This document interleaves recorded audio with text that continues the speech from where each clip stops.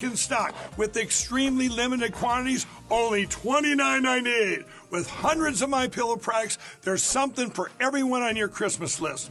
Bathrobes, duvets, quilts, down comforters, and so much more. So go to MyPillow.com or call the number on your screen. Use your promo code to save on all MyPillow products. For example, flannel sheets for as low as $59.98. Or our 6-piece towel sets, just $29.98. But that's not all. I'm extending our 60-day money-back guarantee until March 1st of 2025. Plus, all orders over $75 or more ship absolutely free. I'm excited to announce our Christmas extravaganza is finally here. Get this season's flannel.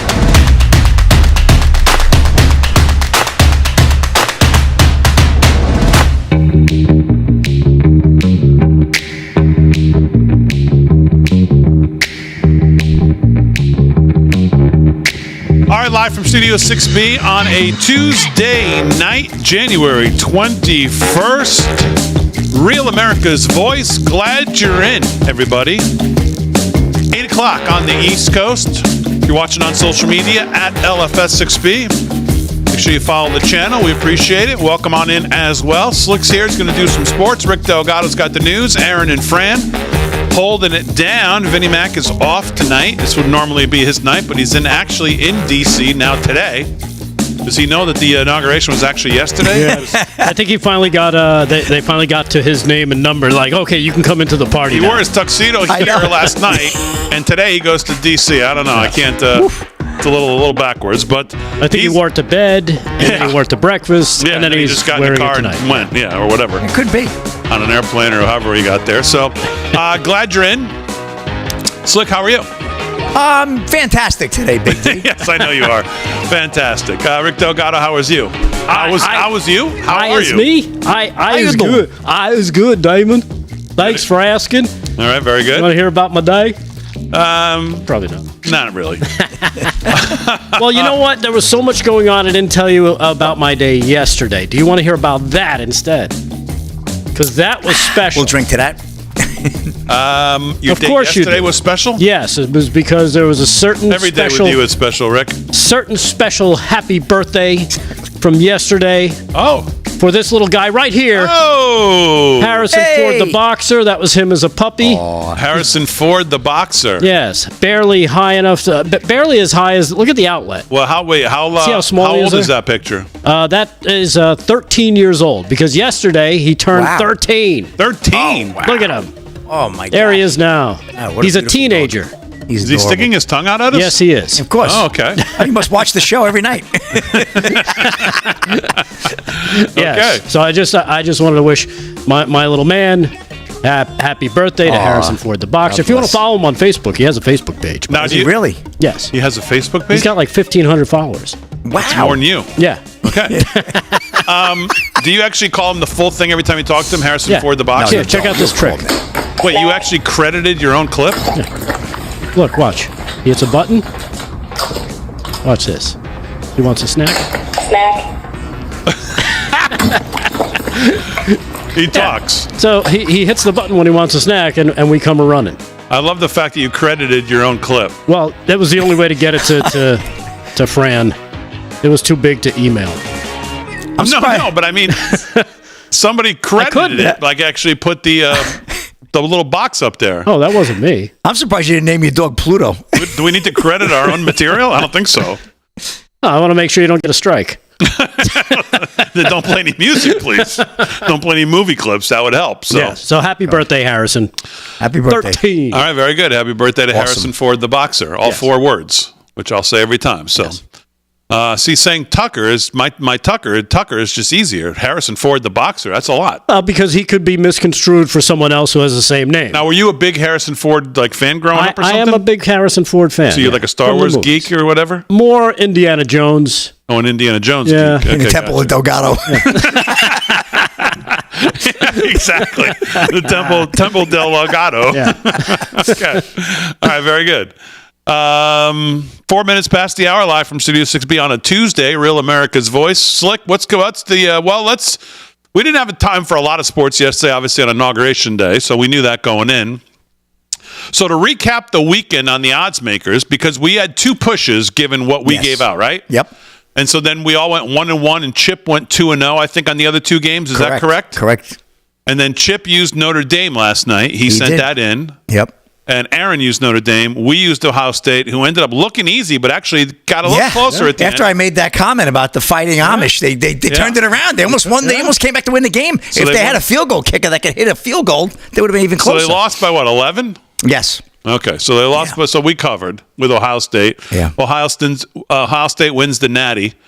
So how does Ohio State feel winning the Natty, but you've lost to Michigan 4 years in a row? I don't know. That's kind of like a double-edged sword there, right? I guess you got to be happy anytime you win the national championship, though. That is, but I mean, the coach last night crashed a golf cart. The fans the girl crashed driving the stadium. that car crashed it, right? Not him. He wasn't driving it. He was just riding in it. Yeah, he was in a crash, but so there's a lot going on there. And then he looked at the girl like, "Do you see the wall? I know. What are you doing?" Yeah, there was, and then they just had a wild party there. But you know what? It was nice though. I got a story about Ohio State. They did thank the Lord though for the win. The team. I like the kid. What is his name? Jack Sawyer. Yeah. Yeah, he seems like a really good kid. He wrote an article in some sports and something last week that I read that someone shared about why he came back for 4 years and what Coach Day has meant to him. And he seems like he's got his head on his shoulders, man. He seems like a really good kid, a good leader. Yep. Good man. Talks about just what you were saying. Talked about his faith in his life and what it's meant to him and the whole team. Yep. It was actually a really good article. He seems like a real stand-up kid. So I was happy for him. I didn't watch 1 second of the game. Not 1 second. No, you couldn't. You were busy here. Yeah, we were busy here. I did get home in time to watch that fourth quarter. It was crazy because when I came home, I was expecting, how bad is this going to be? And all of a sudden, you see it. They're within a score, and they're getting the ball back. I'm like, wow. This is turning into a really good game. Mm-hmm. Unfortunately, it didn't work out for Notre Dame, but best team won. All right. So what's coming up in sports tonight? Anything going on today? Well, I just saw a story. Jake Paul apparently put Mike Tyson on his shoulders and ran around in the inaugural bowl. Yeah. That's a great one. So everybody's feeling good about that. And President Trump, ESPN actually aired Trump's message during the national championship game about the golden age of America has begun. So all of a sudden, ESPN is falling in line. It's amazing how all these they're not as woke as they used to be in just one day. I'll tell you that much. At least on the surface. But we won't be fooled by that. We know better. Not as woke as I don't know, the Episcopalian Church. How about that? It's certainly not as woke as that disgrace today. We'll get into that. I mean, you have to wonder a couple things. I mean, I actually hear people. I mean, I don't know what President Trump is supposed to do. I mean, I guess somebody could vet it, but it seems like a setup to me. Yeah. That this, I guess she was a woman, right? I mean, I guess that's what I heard. No, I'm being serious. I really, when I first watched it, I had no idea. Well, what's crazy is that when you just put her name in a bit of a search in X, you find all these wacky things that she's been. It's easy to vet this person. She has a lot of video material out there for you to go, yeah, probably not the best pick to have her deliver a sermon.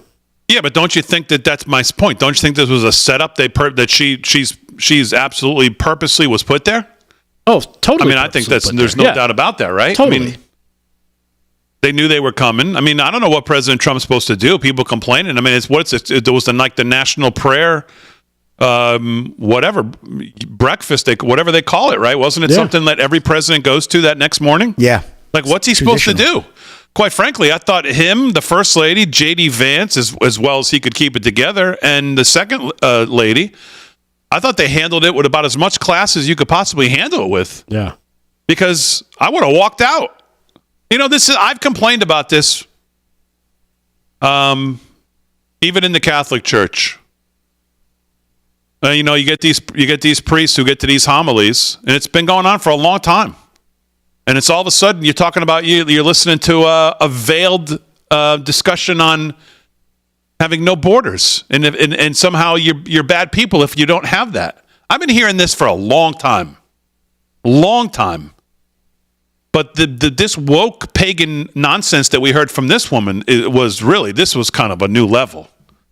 I mean, that was the politicization of that mass was was a disgrace. Yeah, you do bring up a good point. What do you do? What can he do? He's not going to get up and walk out. Right, he can't get up and walk out, he so can't he's going to sit there and deal with it. And then, J.D. Vance looked at his wife like, do you believe this? Right. I mean, that was enough with the cameras. Obviously, they know the cameras are on him 24/7. So obviously, they know that people thought Trump rolled his eyes. And I mean, J.D. Vance made a clear look to his left, and then made a look back like, really? Really? What kind of mockery is this that we're looking at here? Yeah. You got a lot of woke people infested in certain institutions that, like you said, you got to keep that stuff separate. I saw a lot of very well thought through thoughts on this too, about what's going on in the church, what's going on with the Pope at the Vatican, openly talking about that we need open borders and we need LGBTQ and trans people. It starts at the top, like most of these things do. The Vatican, really? Where not everybody can get into the Vatican. Let's start there. How about you guys let them come into the Vatican? Oh, well, we didn't mean for us. It's fine for thee, not for me. That seems to be their take on this. When you look at the opulence and the security around the Vatican, they would never allow anyone to get inside those walls that they didn't think they could reasonably have a good idea of who they are. So to sit there and opine for open borders and we need to welcome everyone, you don't welcome everyone because some of those people could be wearing an explosive vest. Well, the headline: "What in God's name?" Trump watches in disbelief as smug female bishop scorns president in prayer service with woke screed about transgender children fearing for their lives. This isn't a church, and she's no shepherd. Churches are having issues because of false teachings and wannabe shepherds like her. She can wear all the bishop finery she wants, but she betrays Christ with her words and makes a mockery of the faith she claims to share. It's demonic, and POTUS and the VP would have been justified in walking out, which I think they would have been justified, but I don't see how people thought they would have done that. Yeah. But I mean, just crazy. Yeah. I mean, if they keep putting people up like this, what was she, a pastor? Get ready for a lot of water. You know what I mean? 40 days, 40 nights kind of thing. Because it could be time to cleanse this place. If that's the religion that the people that represent the religion that's supposed to be about God and Christ and such, if that's what it's coming down to, plagues are a coming. I got lots of very well thought through messages on this, and it seemed to me that seemingly all denominations were in agreement that they're dealing with the same thing. And pastors or bishops and homilies and just getting lectured to on these things. It seems like it's not. I mean, I was getting, well, it's good in this church too. We're getting it in this church too. Well, I go to this church and it's the same thing. It seems like it's just runs throughout. But I thought the president and the VP, I don't know what else they could do. I mean, I guess you could turn around and say, who vetted this? Yeah, and try to point the fingers at somebody there. But I thought the president handled it the only way you could handle it, which was to pretty much sit there stone-faced. And like I said, JD clearly made it really? But I don't know what else people expected him to do. I mean, I don't think you could get up and walk out. I mean, we all would like him to, but could you imagine what the news would be tonight? Right, exactly.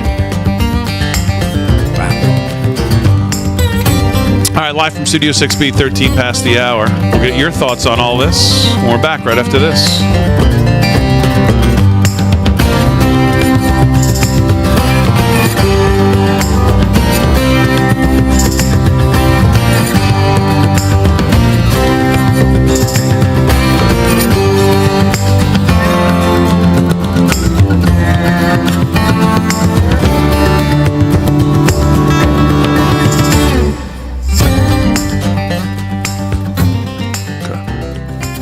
Live in the chat.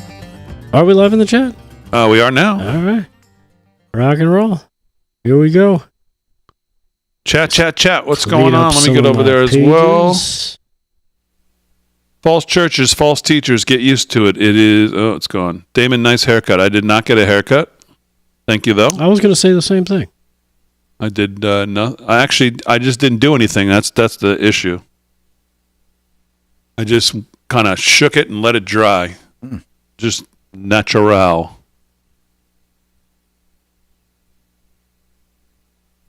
I really wasn't going to say I'm leaving that one alone. I'm gonna leave it right there. Bucky's fan, what's going on? Leave what alone? Hey, Bucky's fan. Statement. Now is that BUCC? How about your hair? What about it? You said you shook it, you left it alone. I thought you were drying your sock in the bathroom there. I call for the. Oh God, they're going too fast. Is Bucky's fan spelled BUCC? Is that a yes, place? that's Bucky's fan. No, she's a young lady. No, but is Bucky's a place? Bucky's, I think I thought it was Tampa Bay Buccaneers. Yeah, me too. Oh, But it could be. I don't know. I'm just making that up. Well, she'll clarify for you. Yeah. Scott Edwards on Facebook. What's up? Bucky's is a place. It is a place. Oh, Bucky's is a place. What kind of place is it? It's a gigantic all-in-one self-serve stop service station. Well, it's not the shits. The sheets. I can tell you that for sure. James Reed in the YouTube says, That'll give you the shit. Big D, haircut, what hair? James Reed, coming at you. What hair? I got great hair. What are you talking about? I'm the one missing the hair in this bunch. Yeah, exactly. Fran used to have hair. What'd you do to him? He's been working with Harry for 10 years. That'll do it. I had hair when I started working for Harry. Bingo. I think we all lost a few hair with Harry. Oh, man. That's why they don't come hairy for nothing. Unfortunately for you, friend, Harry took your hair. Bucky's is a great store. Great beef jerky. Ugh. Chase and Trout says. Well, it's not the sheets. I can tell you that for sure. Bucky's convenience store. The sheets The Sheets is a different place. Come on, that's the place. I don't want to hear about Wawa either. Get out of here. Nah, huh? No way. Craig Bowen says it's much bigger than the Sheets. Oh, well, maybe I need to shut up. I think some of Buc-ee's them are is like big. warehouse sized. Bucky's is a highway wonderland. Are they? Oh, so it's not okay. So it's not like a rest. It's not like Right, a rest stop deal. It's like in the Florida. Sheets. Bucky's is in Florida. Oh, okay. Huh. It's an experience, not a gas station. Mark Greer said. Okay, so we don't even know what the hell we're talking about. No, we don't. What else is new?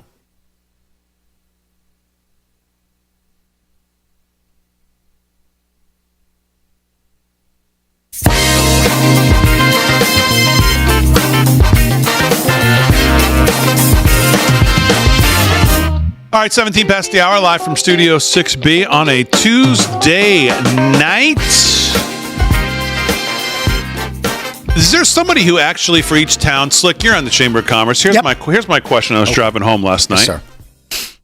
Who is the guy in charge of setting the traffic lights to actually do what they're supposed to do? I want to know who that is. Department of Highway. Oh, you want to know the person No, I in want to know the Department of Highway? guy's name. Because I pull up That's the state. as I get to my house every night as I'm driving home. There's 3 lanes, and then there's 2 lanes that both turn left.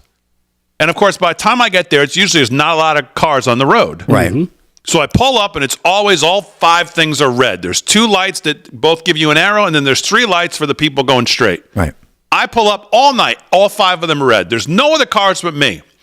Is there like a trip switch in my lane that I have to hit the right exact spot for them to know I'm there? You gotta have Because that I pull switch. up, all 3 of those turn green. My 2 stay red. I wait. Those turn back red. The other lights go across me. I come back. Those lights turn green again, and mine are still red. And then I run the light and hope that there's no cops because I can't take it anymore. Now, Who sets those? what road is That this? would be, well, depending on the state. Rick, you're involved with that a little bit too, right? The state. Oh my God, that's most likely Rick it's New, Delgado. most likely it's a state, right? You It'd be the one who state. did it. It could be No Delgado. wonder. I didn't even think of that. He could be behind you. I don't know what you're talking about. He's got one of What's the magic there in pulling up to the light? I don't know what you're talking about. What road are you talking about? Oh, he's not going to tell you the road.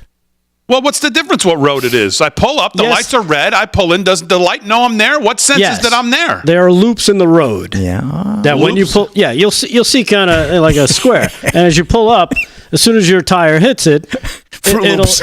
alert. You standing in the middle of it would be a Fruit Yes. Loop in the road. Delgado, the ambulances, they have those switches. He's got one of those in his car. So if I go too far past the stop line there, where I'm supposed to just roll up to, if I go too far, is that not? I don't know. I don't think so. It could be that it's broken there. Has anyone ever had this experience? I sat through 2 cycles last night. The damn arrows wouldn't come on. That means it might be broken. Finally, I just went, and I just was like, oh, I hope there's no... Well, the red light cameras are gone. They don't have them anymore. Yeah, I know, because thank God for that. I wouldn't have paid it Thank you, Republican leadership in Suffolk County. Let me know where it is, and if I know the guy, I'll let him know. Yeah, Delgado's involved with that. Yeah, you're involved with that. He's a light switcher. Yeah. Okay, well, I'm going to tell you where it is, and I expect tonight when I drive home, text it to. I want like a green arrow as I'm pulling up, no matter what the traffic's doing, everything else stops. Give me a green arrow, and I'd like you to etch a little thing in the light that says "Welcome home, Damon," or something like that. Delgado works for State DOT, Department of Transitional. Yeah. So I don't know. It's just annoying. Damon, you did the right thing. Thank you. I waited twice, and then I went. I was just enough. Dude, I run the lights all the time. Oh, you do? Yeah. Okay, so I don't feel too bad because I got to drive with him. He's an adventure. All right, very good. So yeah, just don't be crossing in front of me. Right, Slick? Yeah. Yeah, exactly. It's rough. Man, it's cold in New York today. Oof, oh my goodness, brutal. 16 degrees. 16.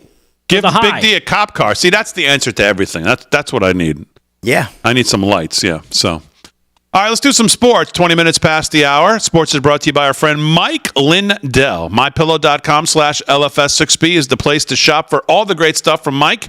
And use promo code LFS6B at checkout. Slickster, what's going on? All right, let's go to the scoreboard. NHL action right now. Lightning and Canadiens tied at 2. 10 to go there in the second. Actually, all these games are in the second. Also, mid-second, the Rangers in the Garden up 2-0 over the Senators. Flyers 1-0 over the Red Wings. The Sharks lead the Predators 1-0. 12 to go there in the first. No score, Hurricanes and Dallas Stars. 12 to go there in the first as well. Capitals and Oilers, that would be a 9 p.m. puck drop up in Edmonton. And Sabres take on the Canucks out in Vancouver. That's a 10 p.m. puck drop, as is the Anaheim Ducks hosting the Panthers in Anaheim, obviously. 10 o'clock tonight, puck drop there. NBA action. The Knicks right now over the Nets. We got an all-New York game in Brooklyn, Rick. 48-36. The Knickerbockers lead that one. 5 to go there in the first half. The all tied at 46. Trailblazers and Heat. 7 to go there in the second. Also in the second, the Magic over the Raptors. 39-34 up in Toronto. Sixers take on the Nuggets for another loss. That'll be at 10 p.m. tonight as well. Now, Delgado, G. James on YouTube says, I was a street cop for 30 years. Thank you very much. Yes, there is a tripwire that is pressure controlled. Yeah, from your tires. So okay, so if I roll too far, maybe it's not. No, it's going to register that somebody's there. Oh, when you hit it once? When you hit it once. Okay.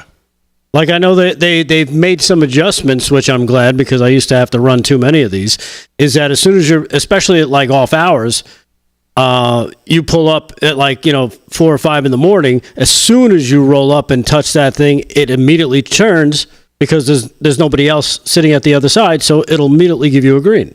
Well, that's what I want when I pull up to the light. You probably won't get that. Well, I want you to work on that. So, all right, Slick, continue. Yes, absolutely. I'll effort that, Damon. Yes, so, following up from the college football championship last night, Big D, Ohio State players praise God after winning national championship. This is Warner, Todd Houston, and Breitbart, the only place you'd probably actually see this. Several members of the victorious Ohio State Buckeyes openly praised God after winning college football's national title on Monday. Buckeye star Will Howard, Jack Sawyer, and Cody Simon each gave their praise and thanks to God after defeating the Notre Dame Fighting Irish in the title game, Fox News reported. The players made key contributions to Sunday's game.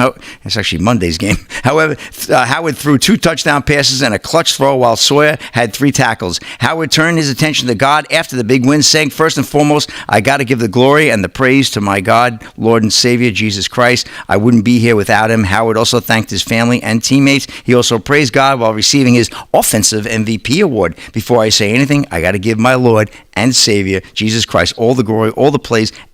Amen. So glad God gave me a chance to be a Buckeye, he said. For his part, Sawyer also thanked God for allowing him and the team to return to school and win the title. So nice to see that, Big D. And again, I don't think you'd see that too much in the press, but I really was impressed with that. And just one more quick one, if I may.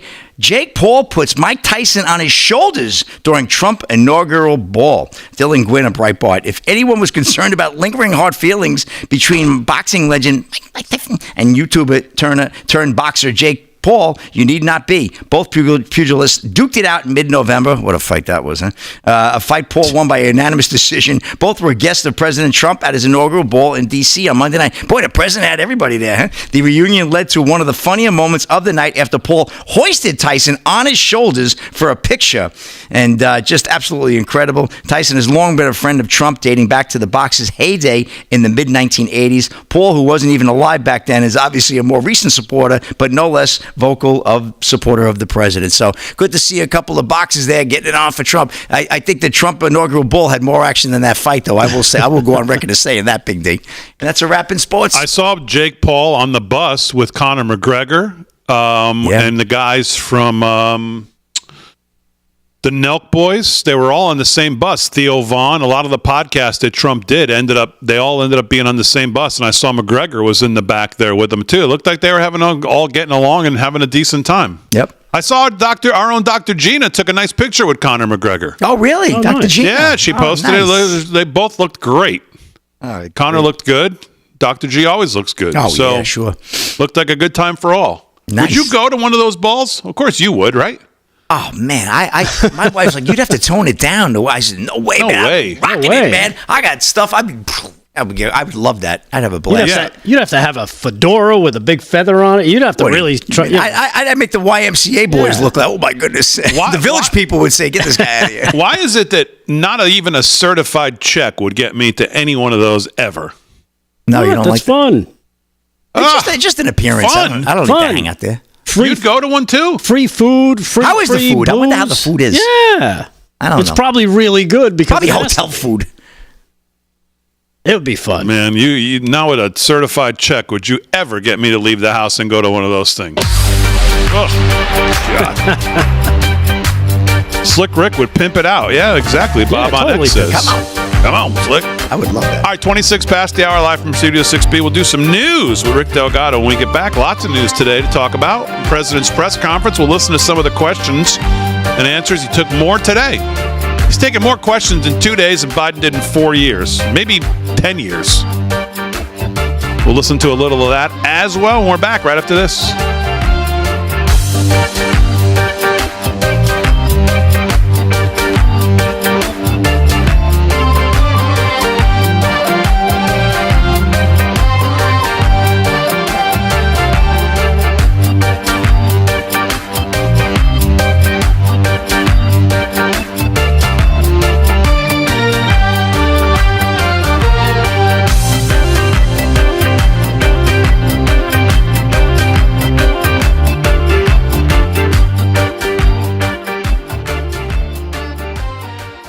Yeah, we're live in the chat. Someone said, who was it? I just saw a pass.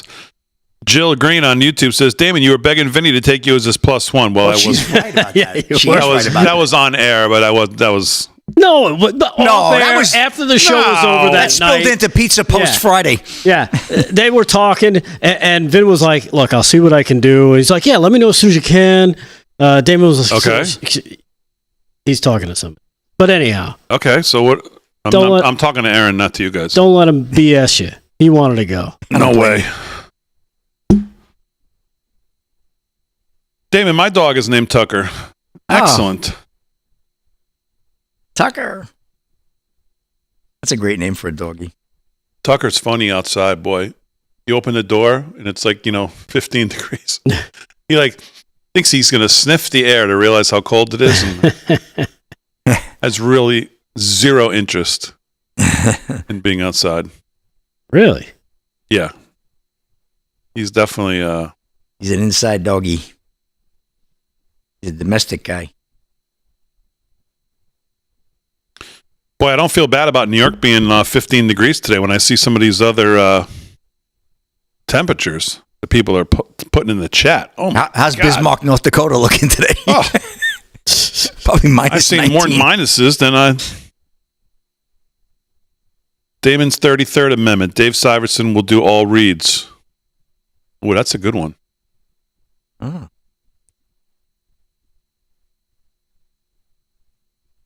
It would be good to get a different audience member to do the reads every night. Pretty funny, actually. That's a good bit.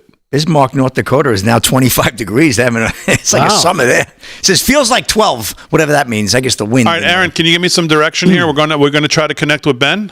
Oh, nice. So I'm just throwing it to him, yes, and he's going to take it. I understand, but I don't know anything about it. So what am I supposed to? I'm just going to throw it to him, right? I don't know where he is. I don't know who he's talking about. I don't know anything.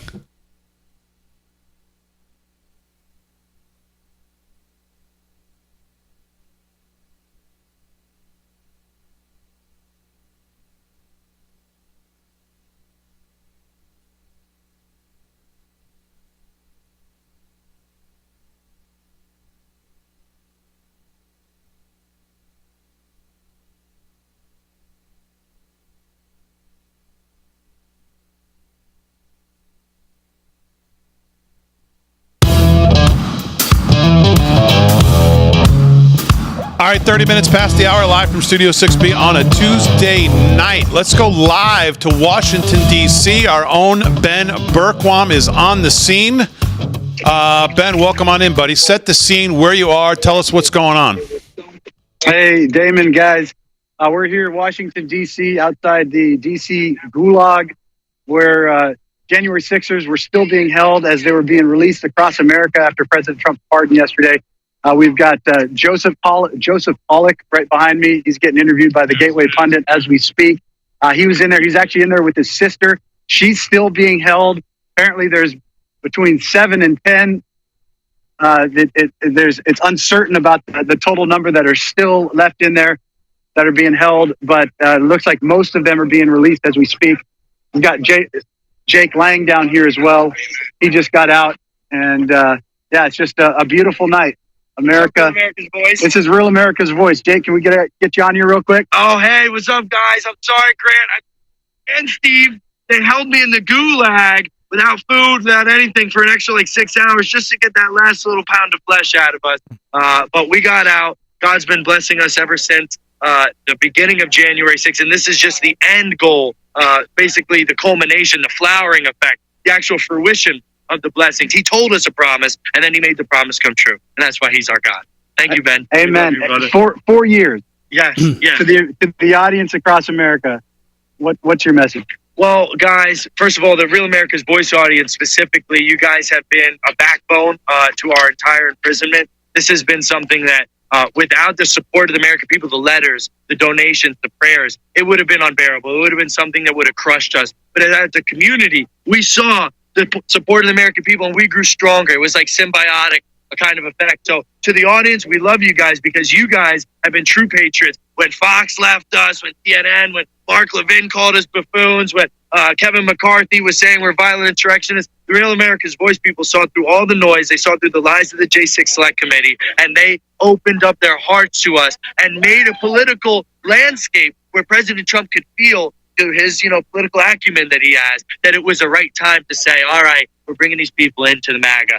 If it wasn't for the grassroots movement through independent organizations and through real media like this, President Trump would have never felt that he could expose himself to such a bold thing to do, to pardon 1,500 January 6ers. It was because the support of the American people worked upon his heart. God used that support to soften his heart. Wow. It was amazing.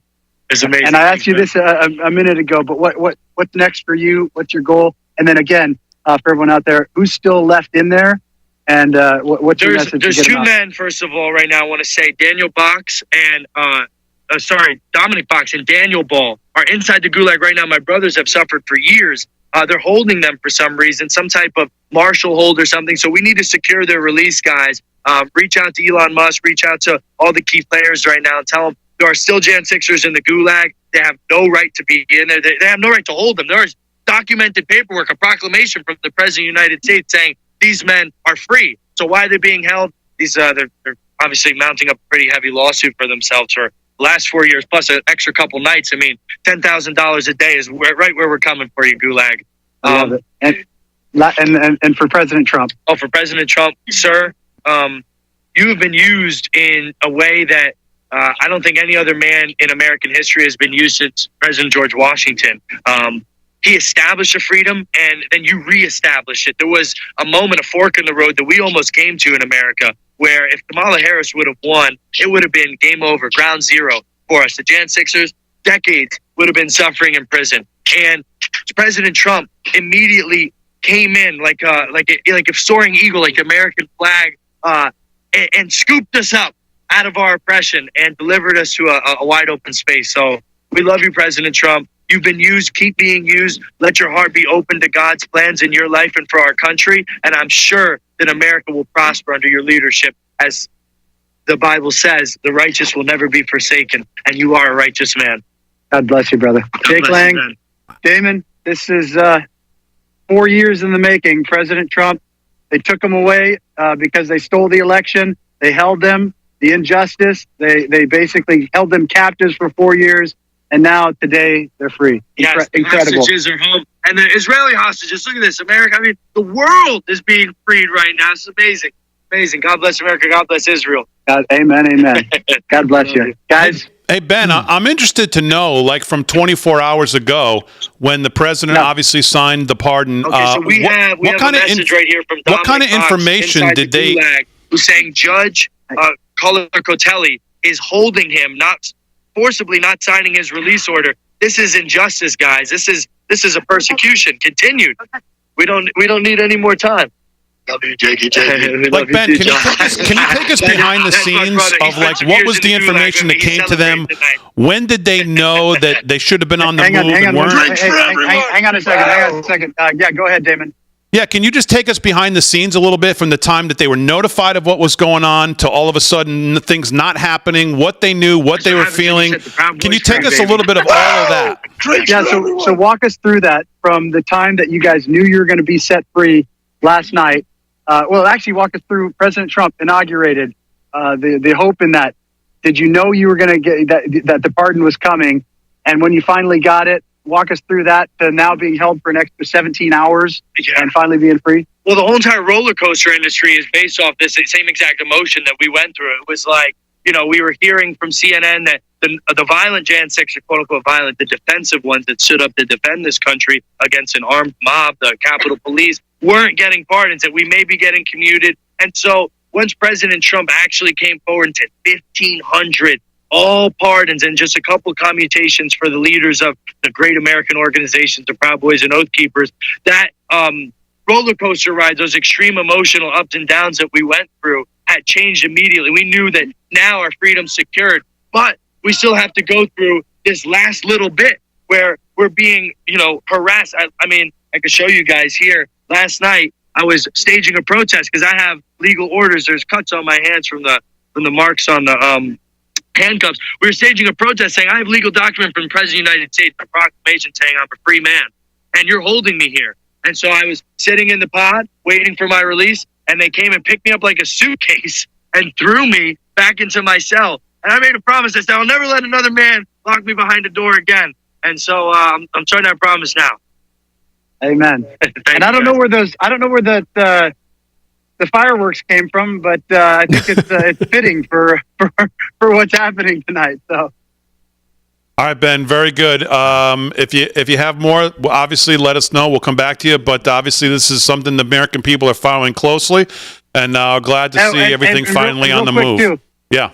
And real quick too, shout out to Congressman Eli Crane. We had Lauren Boebert. We had several of them come out tonight. I know Marjorie Taylor Greene has been fighting for this for a long time. The ones that actually put America first, and of course President Trump for doing what he does, and all the organizations, the J6 Vet, all the organizations that have been fighting for this for 4 years. I mean, they've been out here for 4 years. And it's nothing compared to the sacrifice of the guys that have been behind bars, but for not giving up on these guys.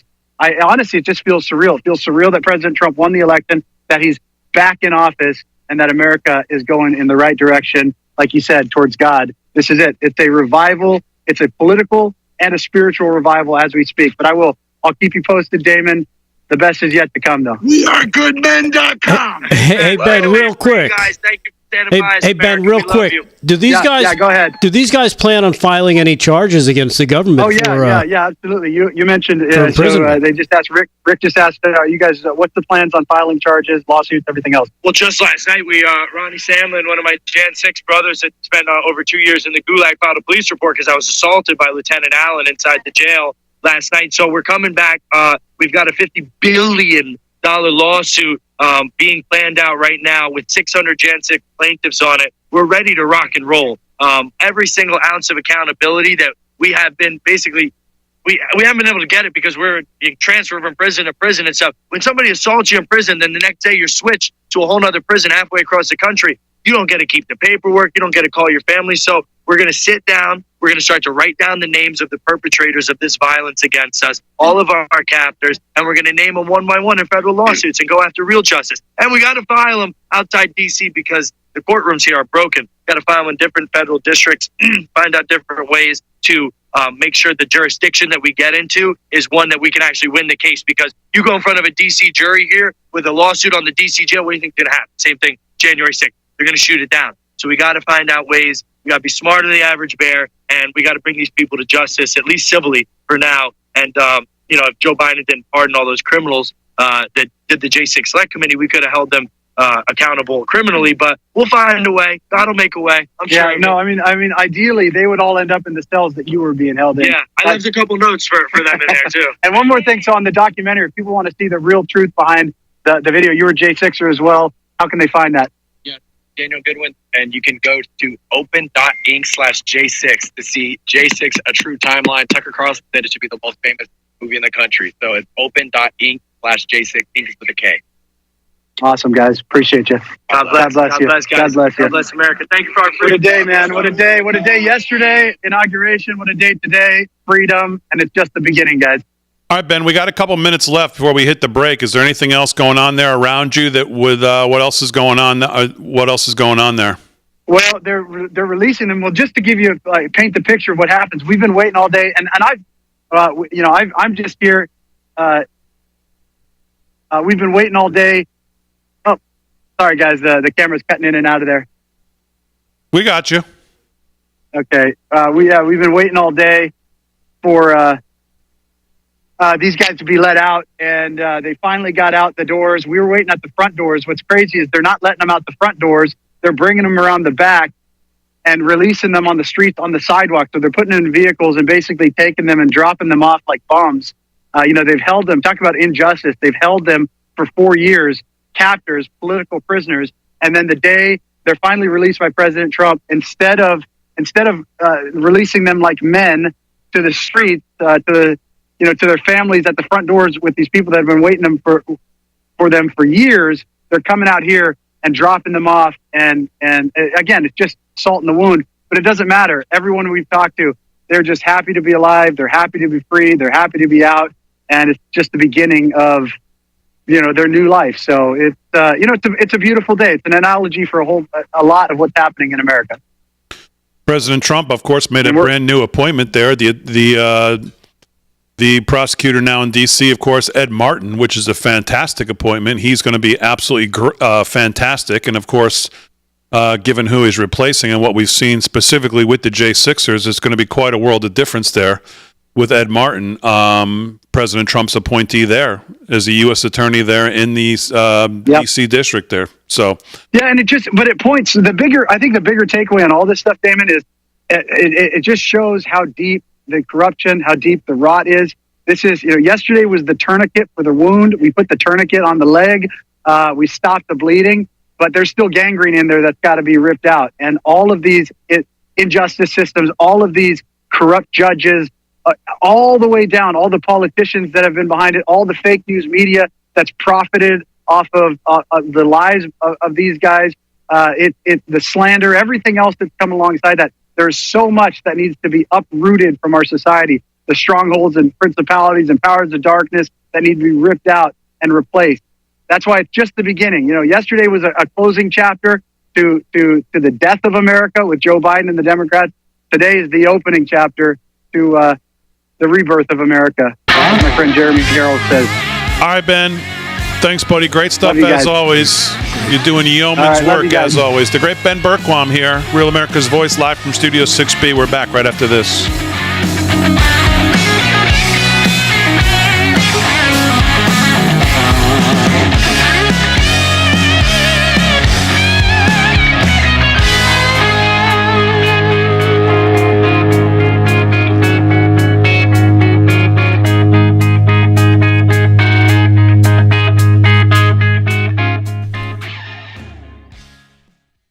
Chat. What's going on?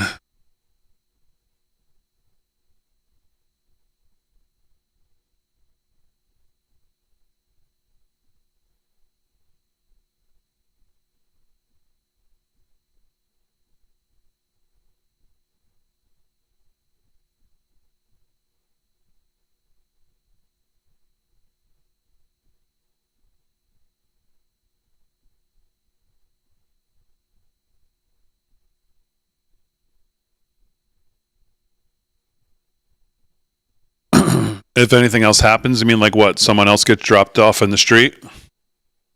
Okay. There you go.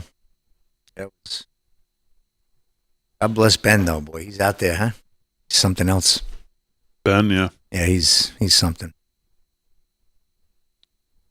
The guy behind him, well, I was trying to take this guy seriously. The guy behind him was just, I mean, like. And the guy was well spoken, the fellow he interviewed, right? It was where, you know. I know, but this guy behind him was like, just, dude, you're not helping his case. I mean, you look like a moron. I know. Clear him out. Man. Asking, jumping up and down. Live TV.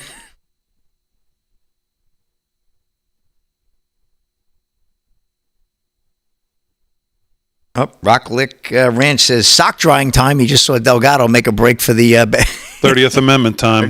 30th Amendment. Studio. He's exercising his amendment. Holy Delgado.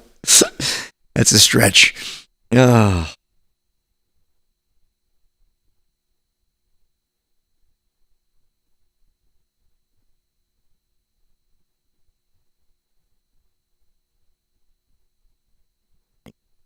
How do you bring a lawsuit if you were actually charged, whether you think the charges were bogus or not, and then you get pardoned? Can you bring a lawsuit under that situation? I don't know. It's above my pay grade. What would it be? I mean, you actually had real charges brought against you that you were actually found guilty of. Even though you get pardoned, I mean, that's If it was not a trespassing charge, like a lot of those people, they should. That's usually what happens. So you're challenging the sentencing length, Right. you mean? And we'd like.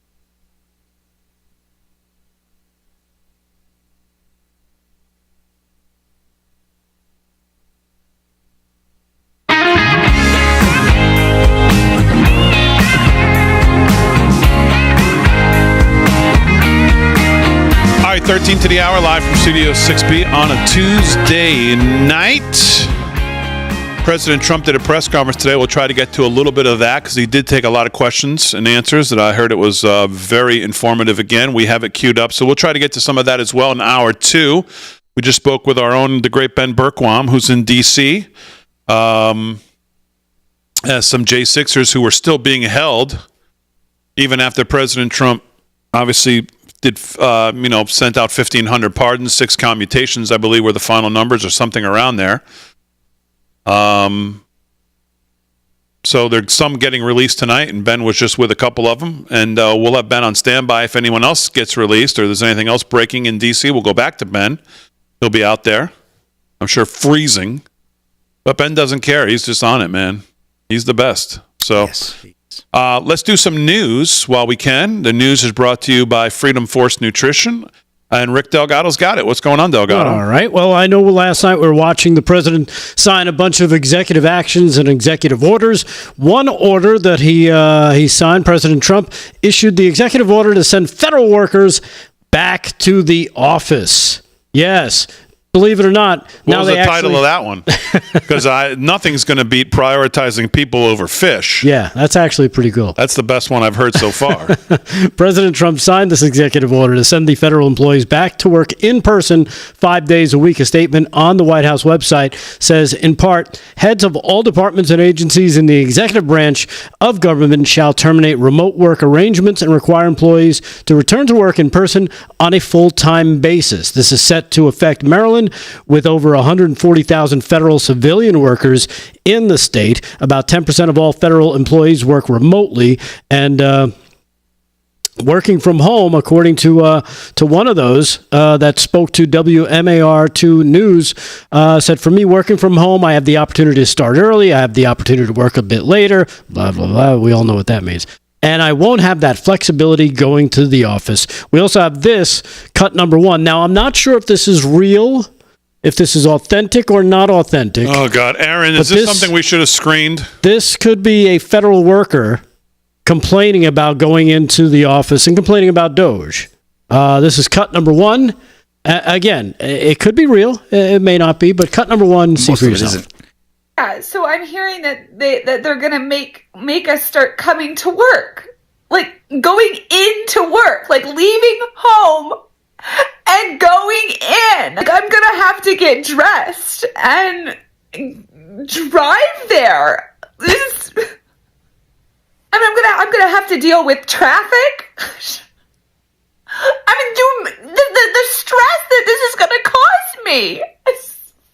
Let me take a wild guess on this one. I'm not going to be able to watch The View when it comes on. I'm going to have to wait till I get home after work and watch it. And lunch. Do I have to pack a lunch now? I mean, come on. Yeah, so this is your basic federal workers. Of course, see, a lot of pushback. For those of you who think I argue with Delgado a lot, here, let me just tell you, about 3 seconds into that, I almost said, Aaron, which you know what that is. That's the cue for the Obama. Yeah, thank you. Aaron almost did it herself. Exactly. Cartoon News Network. Okay, we got to go back live to D.C. Ben Berkwam is there. Ben, who you got? We're not live yet. Okay. You are now. Hey, guys. Oh, hey, we are now. Okay. I've got Greg Purdy, and this is incredible. And Mr. Turner, Uncle. So this is Uncle Bobby Turner, and Greg Purdy. Now, you guys just got released as well. You're a nephew and an uncle in there. Talk to me about today, what just happened, and what your emotions are going. Absolutely. Well, I'll tell you this. I can't leave my brother out either. Matt Purdy, he was incarcerated. He just got freed yesterday, or actually today at 2 a.m. Congratulations to him. Me and my uncle got to spend jail together. 7.5 months together. Yeah. As neighbors. Wasn't exactly a vacation. It was an experience, but we did it together. Stay positive. We found the silver linings. We went there and we learned the lessons we needed to learn about each other. And we're better guys coming out. Promise you that. Now, I heard you talking about what you learned in there and about what you're going to take out to help others that are incarcerated. Talk to me about that. We've got a major problem with our criminal justice system. It's not just for the J6ers. They were treated horribly, but every single one of those people in there are. If I had to predict, I'd say about 50% of those guys in there are actually innocent. They either didn't have a fair trial, no fair adversarial process, and the due process was violated. You've got a system right now where these prosecutors are tainted, poisoned, and vindictive. They go in, and they're all about the prosecution. There's an inscription on the Department of Justice that says justice is done when the defendants are treated fairly. The Justice Department is to try to seek the truth, not just try to seek a conviction. And that's not what's happening today. And it's not what the founders anticipated. It's not what our system's supposed to be. It's supposed to be a system of justice and humanity. And if we can fix the problems that we have with our justice system, if we can work to have our public defenders actually work for their clients instead of with the prosecution, if we can have inmates have proper access to legal library and their speedy trial rights upheld. You're supposed to get out if you're not brought to trial within 100 days in D.C. and 90 days in a federal case. That's got to end. That's USC 18 Statute 3143. That's got to end. We've got to uphold people's due process. And as soon as we get to that, we'll have our justice system restored. I mean, We saw it with President Trump. He's a tremendous individual, and they put him through hell for no reason. They put him through all these crimes that he didn't do, that he was innocent for. And even the President of the United States had to push and fight like hell to beat that. And you can imagine just a normal, everyday American dealing with this. So we've got to help him fix the system. I think Trump's first step back was great. It gives inmates less time if they're doing good, but that doesn't help with the due process violations. So Trump did a great job there passing that, and I know he's going to do a great job with helping get people their due process back because it's eroded slowly over the years. What do you make of 4 years, the nightmare of the 4 years under Joe Biden and President Trump swearing in yesterday, and within 24 hours, you were both free men? No, you take it. President Trump came out so powerfully. He articulated his vision for America in such a stark way. I mean, it was great. It was tremendous. Hearing him was what we needed to hear because the past 4 years was weakness. And I hate to say that because I love America, but the past 4 years was weakness. The past 4 years was a government that turned on its citizens. And now President Trump is giving the power back to the people. He's not only fixing our justice system, but he's going to drill, baby, drill. He's going to get rid of this horrible inflation that has robbed us of our pockets 33% over the past couple years. And that's how high it is. The Biden administration's numbers are false. They're a lie. He's going to reverse all these things that took the power away from the people. He's going to limit government again. And I know he's going to do a great job. And he's already kept his word the first day. It was a miracle what happened yesterday and today. Praise the Lord, huh? Uncle Bobby, anything else? Hey, you know what? President Trump, I love you. We love you. We love you, President Trump. You had our back. We're going to take our country back. America first, America healthy, America wealthy. We'll always be loyal to you. Thank you, President Trump. Damon, guys, anything you want to add to that? You know, Ben, we've only got 30 seconds, so I don't have time to get to it, but I would have loved, and I apologize for not knowing each and every individual situation, but I would have loved to know the backstory. How did these guys end up? What were they charged? What was their experience? I just would love to have known. And the same question: what happened in the last 24 hours? Did they get information? Then it was slow walked. What happened? But if you want to hold through the break, Ben, we could come back and address some of that. Are you guys okay holding through the break? They got some follow-up questions for you. We're going to be singing the national anthem out here in just a minute. So if that happens, we may have to jump away, but we'll hang on through the break. And yeah, absolutely, guys. All right. Hold on, Ben. Top of the hour coming up. Hour 2, live from Studio 6B.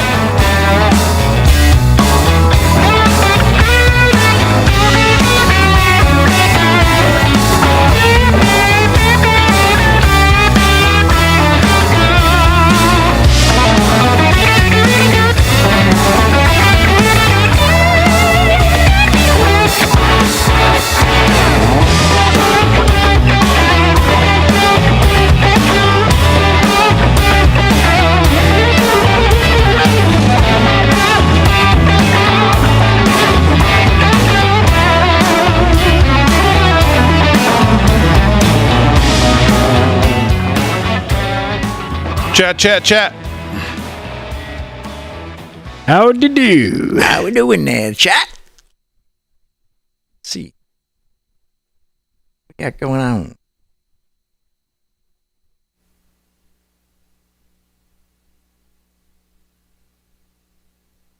We got 1681 in the Rumble chat, man.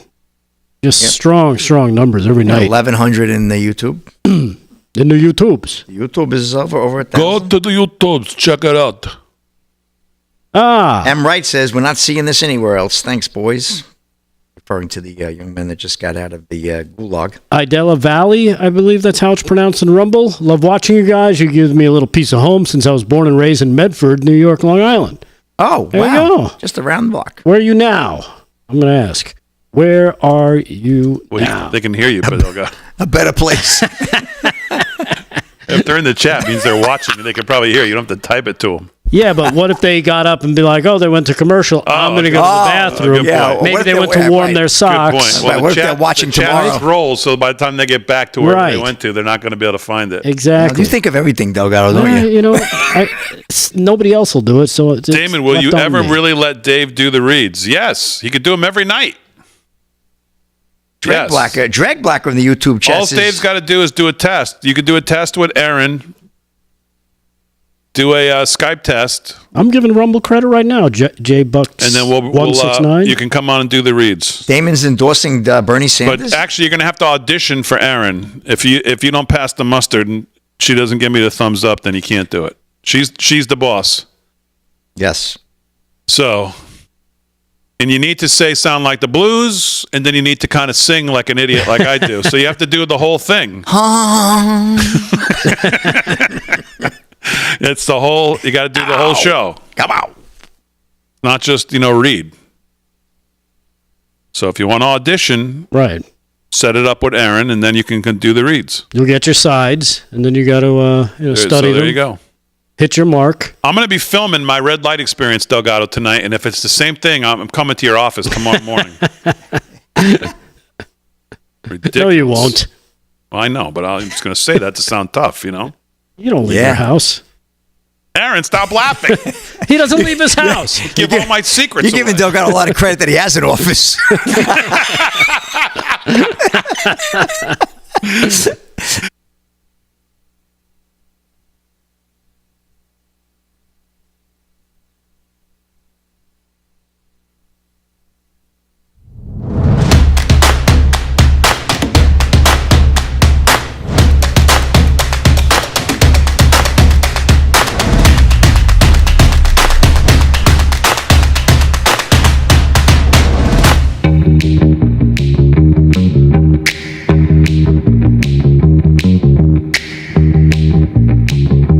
Live from Studio 6B, Hour 2. Couldn't hear myself there for a second. Real America's Voice, glad you're back in. Let's go right back since they've been nice enough to hold on. Yeah. Ben Berquam is there. Oh, let's see if we can hear the national anthem. We'll just be quiet.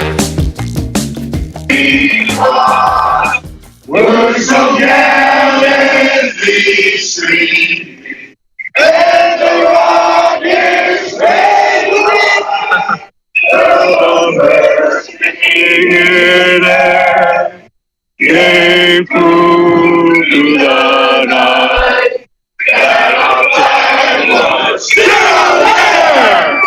Who saved us that songs came from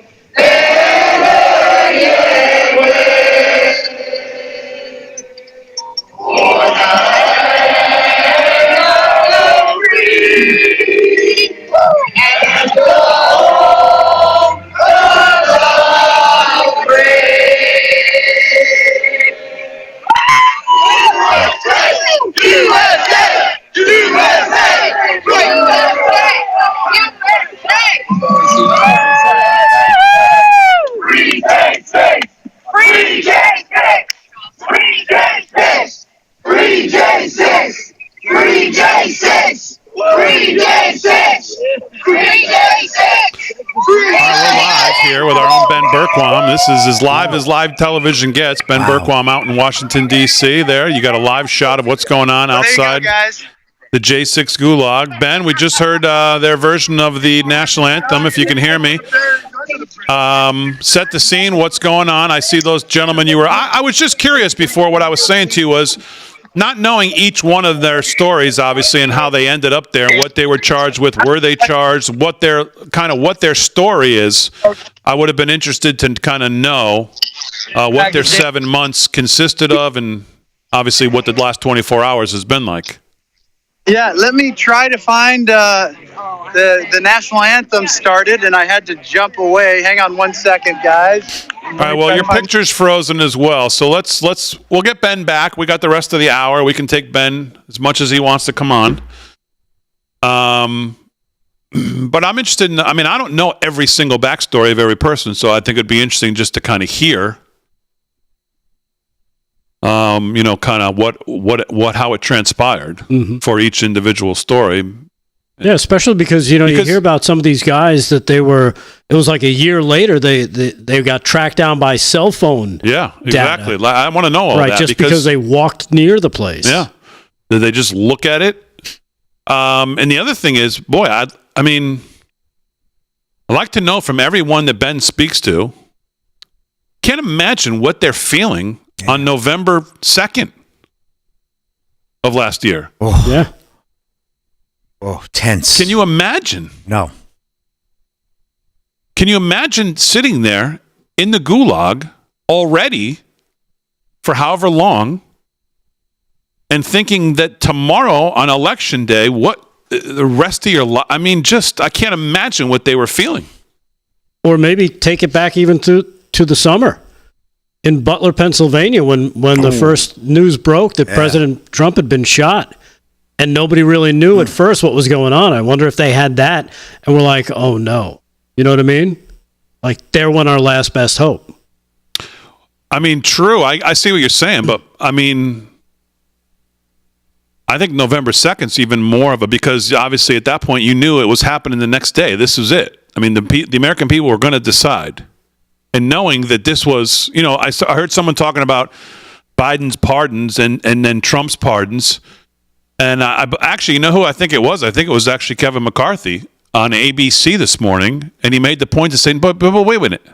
I know you all want to, bitch and complain and try to compare the two. Right. President Trump told everybody what he was going to do. It was absolutely on the ballot. Joe Biden told us the exact opposite, that he would never do. And everybody in the party said, you would never do, because it was an admission of guilt. So how do you compare the two? President Trump told you what he was going to do. Yeah. It was on the ballot. People knew it was going to happen. It was part of what they voted on. It was absolutely part of what they voted on. So it's not comparable.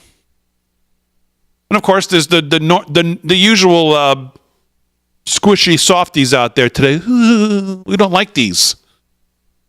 And in the same breath, they say nothing about Biden pardoning family members that we have never heard of. Yeah.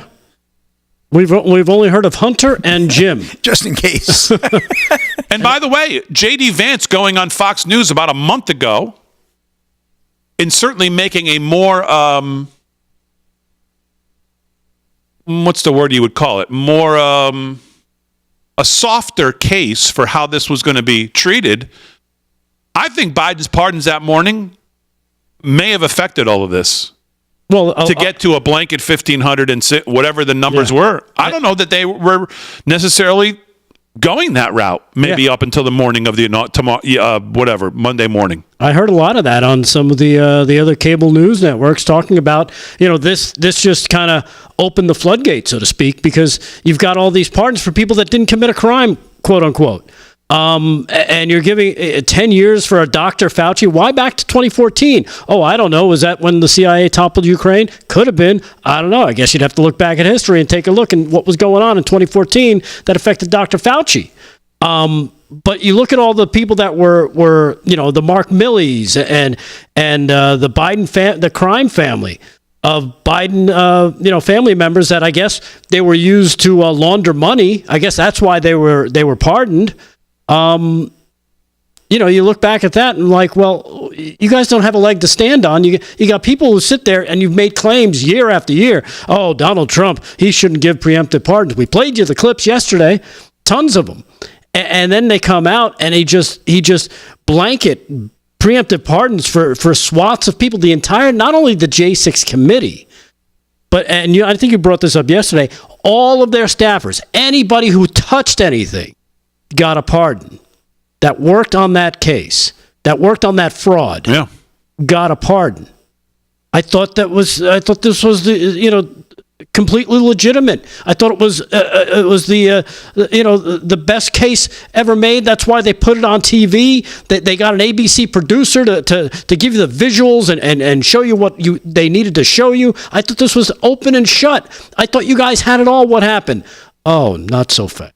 Yes, November 4th is what I meant. Obviously, the election was November 5th. I gotcha. Early voting. Yeah. Keeping an eye on that. Early voting. So, But yes, you know what I meant. The day before the election, what were they feeling? So be interested to know that. All right, while we're waiting to see what's going on with Ben, we'll reconnect when we have a good connection. A lot going on there. Let's do some more news. News is brought to you by Freedom Force Nutrition, and we're going to try to get to some of this President Trump presser that he did today after announcing this big AI project. Yeah, I was going to go to that. Do you want me to hold off sure. on Let's that? hear the details. All right. Well, let's see. Because you know what? Let me play this first because this caught my attention. I don't know if you've seen it. Oh, by the way, speaking of pardons, President Trump pardoned Ross Ulbricht tonight. Yes, I have that story as well. Silk Road guy, which he had promised. So that's another promise made, promise kept. Some people don't like it, but he did it. So yeah. All right, go ahead, Doug. So I don't know if you caught this during the ceremony last night.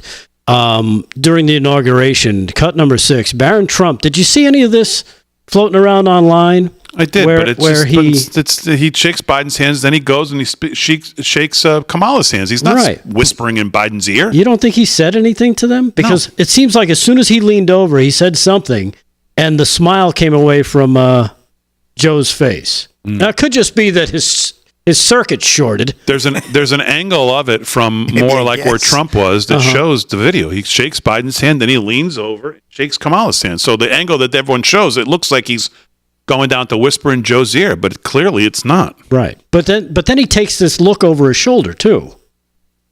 I don't know. It just made me think, did he say something? You take a look. You think the soon to be president of the United States 18-year-old son told him what? Like burn in hell, old man? What do you think he said to him? I don't know what he said. No. Come on. You know what? He just witnessed the last 4 years of them trying to destroy his father and put him in jail and almost get him killed. He might have a little something to say. I think he's got more respect for his father. Now that he's starting to feel his oats a bit, he's a college man. What do you think? He said game over? Who knows what he said? I don't know. I feel like I should play it, let everybody take a look. All you guys decide. Let us know in the chat what you think. Here's cut number 6. He's being respectful. No, that's nothing to that. He just said... Watch. The smile leaves his face. He's like, what did that kid say? You can't. Think he just walked over to his mother? His mother wouldn't stand for that, by the way. She's too classy. Boom. That's true. Gives him that dead stare. Come on. There could be something there. Keep digging, Delgado. I don't know. I don't think so. I'm just saying. Hey, you mentioned Trump's pardoning of the Silk Road creator, Ross Ulbricht. That was something that even Senator... Hey, Frank, can we get Don or Donna on from Cowboy Logic? Do we have their Skype? Why? What's going on with them? They got some. They're with the J6ers too, so I'm not sure if they're there with Ben or not. But let's see if we have their Skype. Anyhow, Senator Rand Paul. To connect with them. Go ahead, Doug. Senator Rand Paul was also calling for this pardon as well, as Trump pardoned the Silk Road creator Ross Ulbricht. He followed through on his promise to pardon him. The founder of the online drug market Silk Road, who was imprisoned for over a decade. U.S. President Donald Trump gave the full pardon to Ulbricht, the founder of the defunct darknet marketplace Silk Road, who has been in prison for 12 years. Did you just wave me off or something? No, I was talking to Aaron. Go ahead. The president added that Ulbricht's sentence of 40 years plus 2 life sentences was ridiculous. He wrote on Truth, I just called the mother of Ross, William Ulbricht, to let her know that in honor of her and the libertarian movement, which supported me so strongly, it was my pleasure to have just signed a full and unconditional pardon of her son, Ross. The scum that worked to convict him were some of the same lunatics who were involved in the modern-day weaponization of government against me. He was given 2 life sentences plus 40 years. Ridiculous. Ulbricht was arrested in 2013, sentenced to life in 2015 without the possibility of parole for his role in the operation and creation of Silk Road. Several Bitcoiners had earlier expressed frustration with Trump for not following through on his promise to pardon Ulbricht on January 20th, who instead pardoned around 1,500 people. But of course, he got to it today. U.S. Senator Rand Paul also called on Trump to pardon Ulbricht in a January 21st letter just hours before the president announced the pardon. Paul noted that Ulbricht, who was whose online black marketplace used Bitcoin for payments, received a far harsher sentence than many users such as Matthew Varon Jones, who ranked in the top 5% of drug dealers on the site and received 6 years in jail. So there you have it. Another promise kept. All right, live from Studio 6B, we'll take another break. We'll see if we can connect back with Ben Berquam. Also, Don and Donna from Cowboy Logic, I believe, are there as well. We'll try to connect with them. And then we'll swing in a little sports and news as well.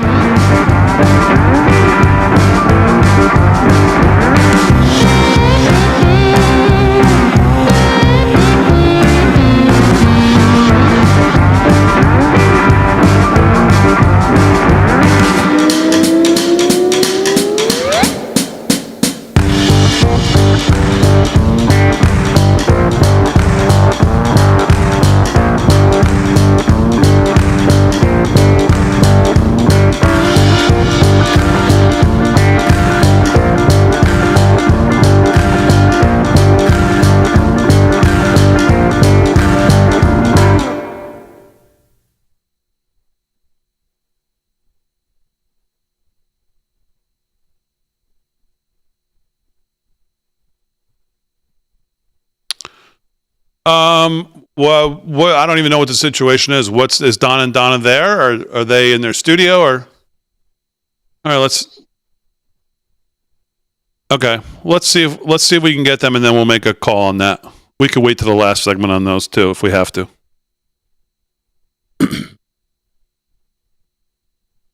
I don't know.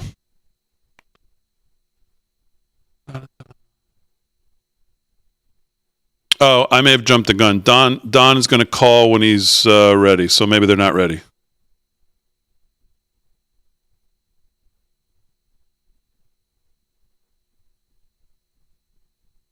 Boom, boom, boom.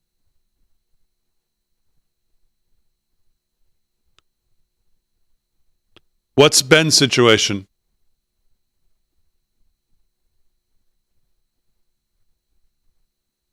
Okay, so that's fine. Don't bother. He'll come back to us, I'm sure, if he wants to.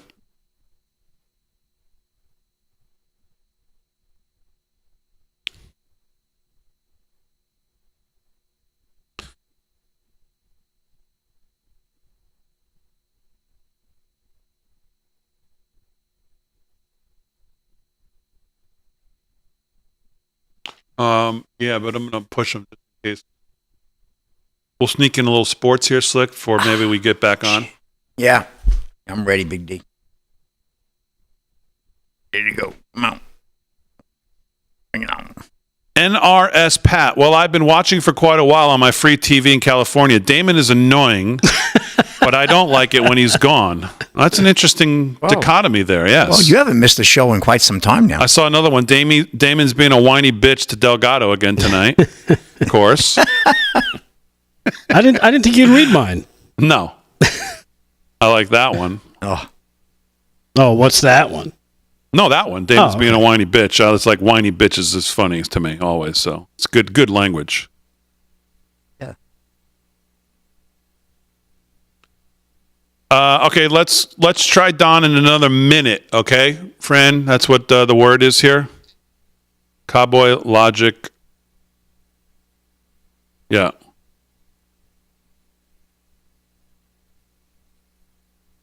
Stop picking on Damon. No, I love it, so don't stop.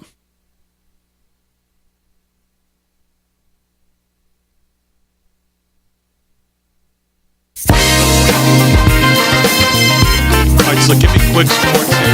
All right, this will get done. All right, 17 past the hour, live from Studio 6B on a busy Tuesday night. We have a busy goings-on at the D.C. Gulag as J6ers are finally being released after President Trump, of course, sent out 1,500 pardons. And somehow some of them are being slow-walked. So we're getting some action tonight, so we're trying to cover it for you. The great Ben Berquam has been there. We've talked to him a couple times. Don and Donna from Cowboy Logic, I believe, are as well. We're going to try to connect with them here in this segment, but let's do a quick sports update with Slick, and then we'll try to get to Don and Donna here. Slick, what's going on? All right, I got a beautiful cut I want to go to. Philly Mayor faces ridicule over botched Eagles chant before playoff game. Philadelphia Mayor Sherelle Parker gave the message of support before the Eagles win. Ryan Gatos of Fox Sports. Philadelphia Mayor Sherelle Parker may have been a bit overzealous on Monday as she and the rest of the city celebrated the Philadelphia Eagles NFC Championship berth. Parker addressed the city on Sunday ahead of a snowstorm and deep freeze that was set to impact the Northeast. Temperatures were expected to drop into the high teens on top of about 6 inches of snow. As she concluded, she expressed her support for the Eagles. So if we can get that run, cut 3. Listen, we've got to do this. Let me hear you all say, E-L-G-L-E-S, The spelling's a little off there.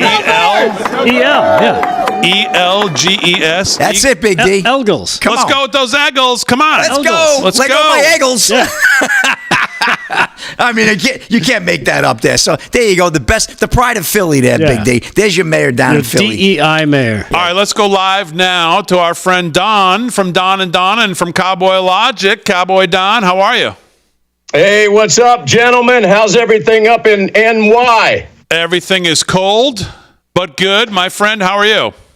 I am doing well. I want to introduce you guys for the first time to one of my best friends, newly released Jan 6er, Oath Keeper, Kelly Megs. He was sentenced to 12 years.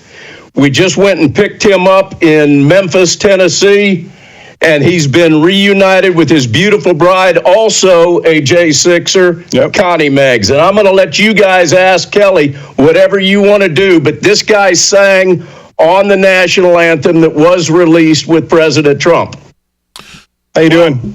Hey Kelly, how are you? Nice to meet you. Well, first thing, Cowboy Don, let me at least fit into the party here at least. Put your beaver. Hey Damon, that's a damn nice beaver you got there, buddy. That's right, son. That's right. Yeah. Thank you very much. Thank you very much, Cowboy Don. You look much better in yours, but let me at least fit into the party. I don't know, man. That's a pretty big one. I like it. And He's got a cowboy helmet on down there. Well, I always compete with Slick Rick in the boot department. I fail miserably. Yeah, well, everybody does. So, well, Kelly, I guess for people who maybe don't know your background, just maybe give us a quick background of what happened to you, and then I'd also like to get we only got about 6 minutes here. If you could just kind of tell us what the last 24 hours, what you've been going through. I'd also like to know what you think.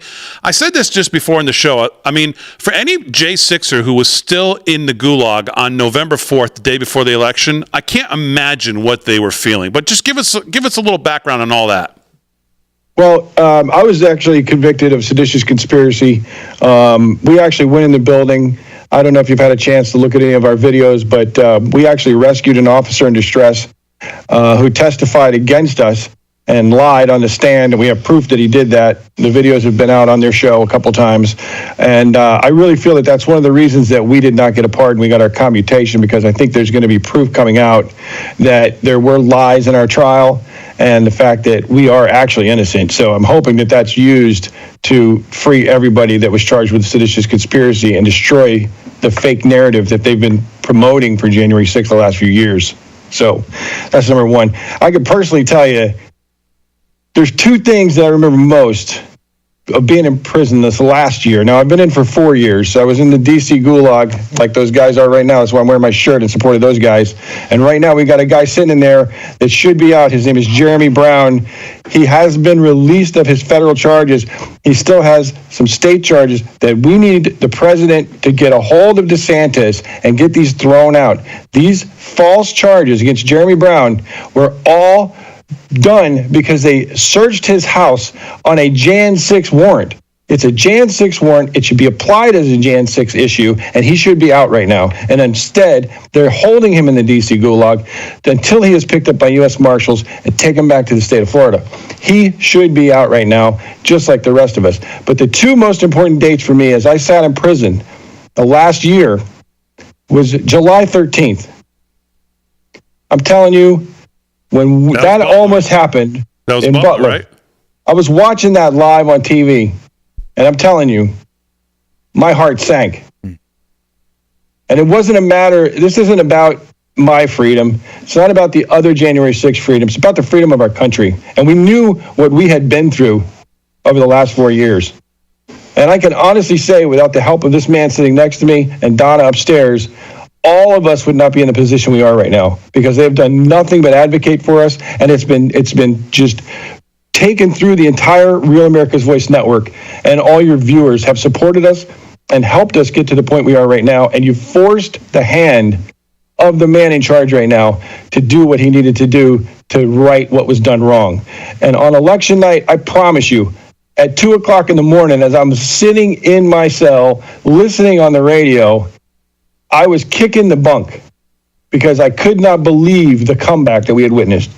And Donald Trump was our president again. And I will be the greatest president that God ever created. And I promise you, that's the truth right there. I love it. He's got props. I love that.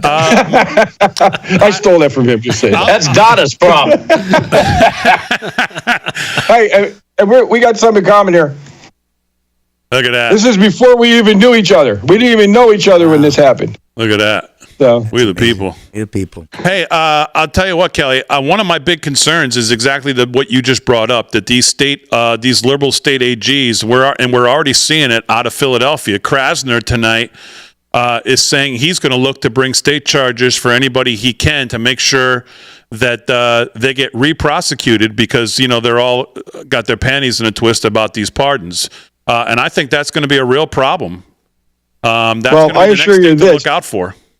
The one thing that they have to understand, and I say this to anybody who is instructed or being told in their states to block President Trump's orders on deportation of the illegal immigrants that are in this country, that is an obstruction of justice.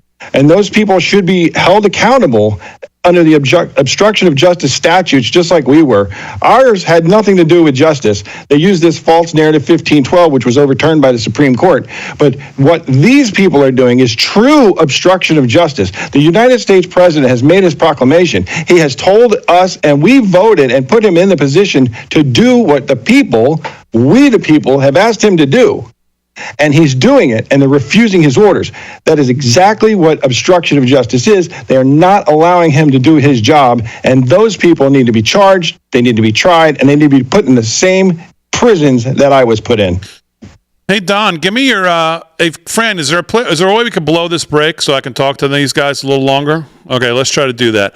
Don, you and Donna have made this, I don't want to say your life's work, but I mean, you certainly have dedicated most of your time in the last years to this and covering this. And obviously we see how thankful Kelly is, and there's a lot more, I'm sure, like that.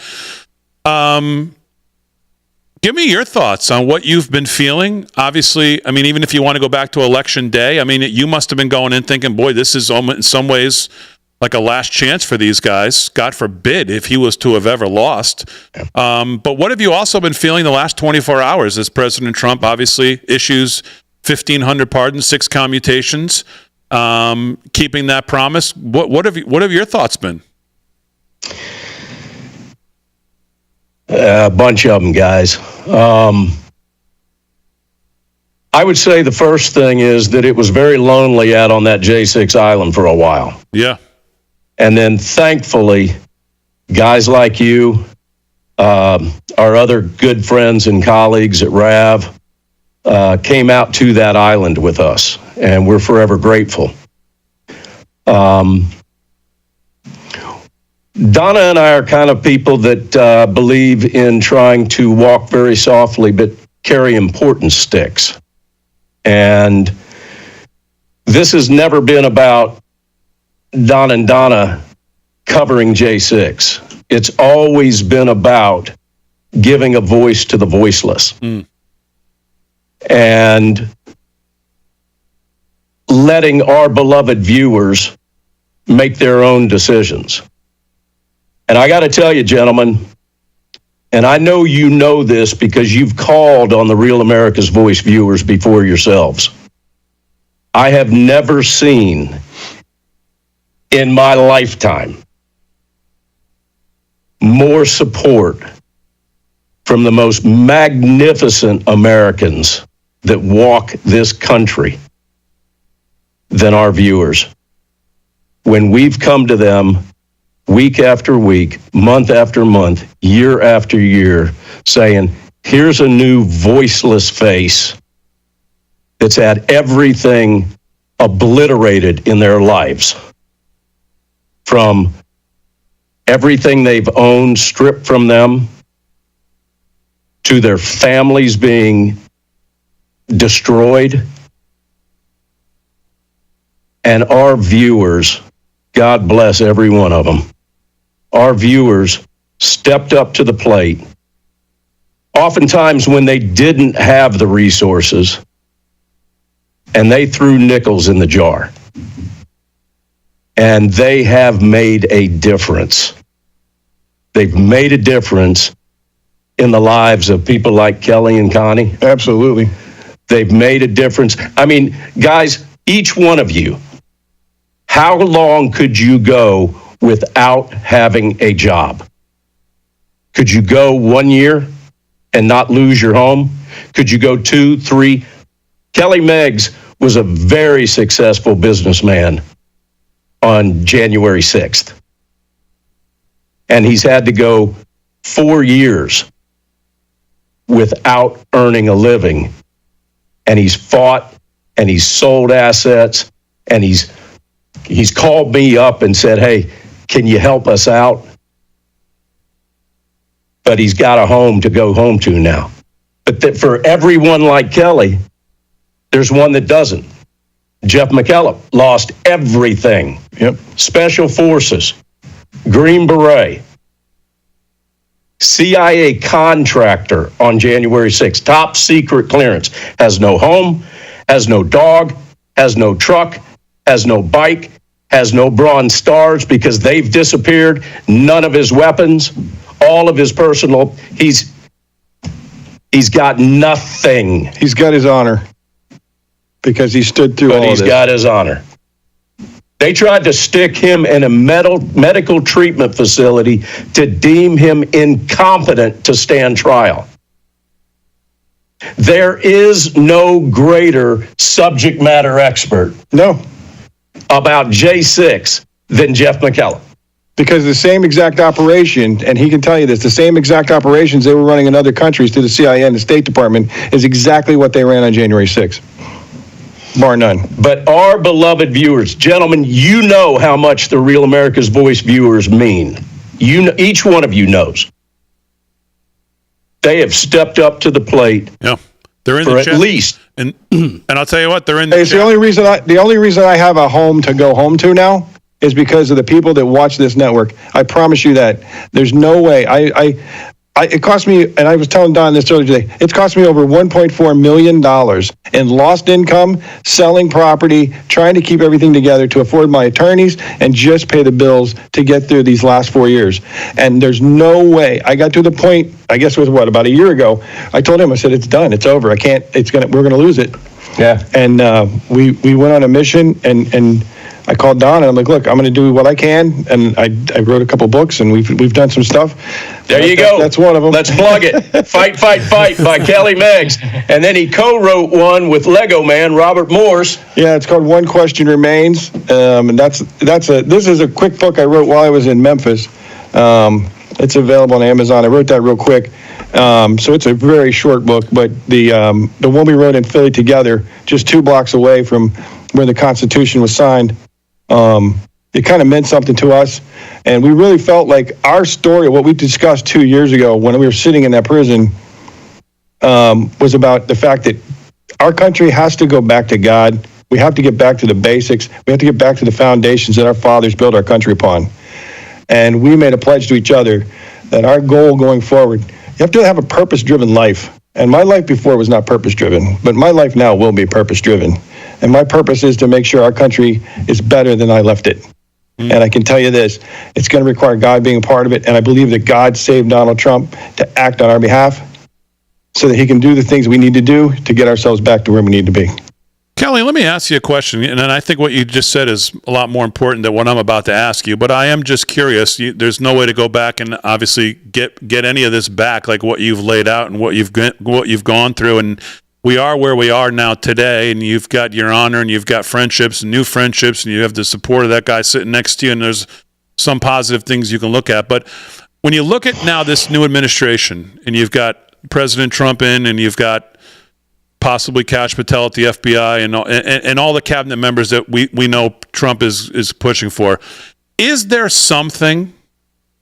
And I'm not saying this is ranking as high on your importance list as, you know, some of the things you've laid out of leading a purposeful life and having your honor and these things. But is there something that they could uncover or push for or make public that would give you some level of satisfaction?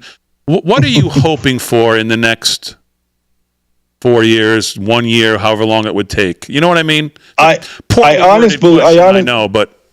No, I understand what you're asking for. I mean, look, obviously I have personal things I want. I want the officers that lied on the stand in my trial, that we have evidence and proof that they did it.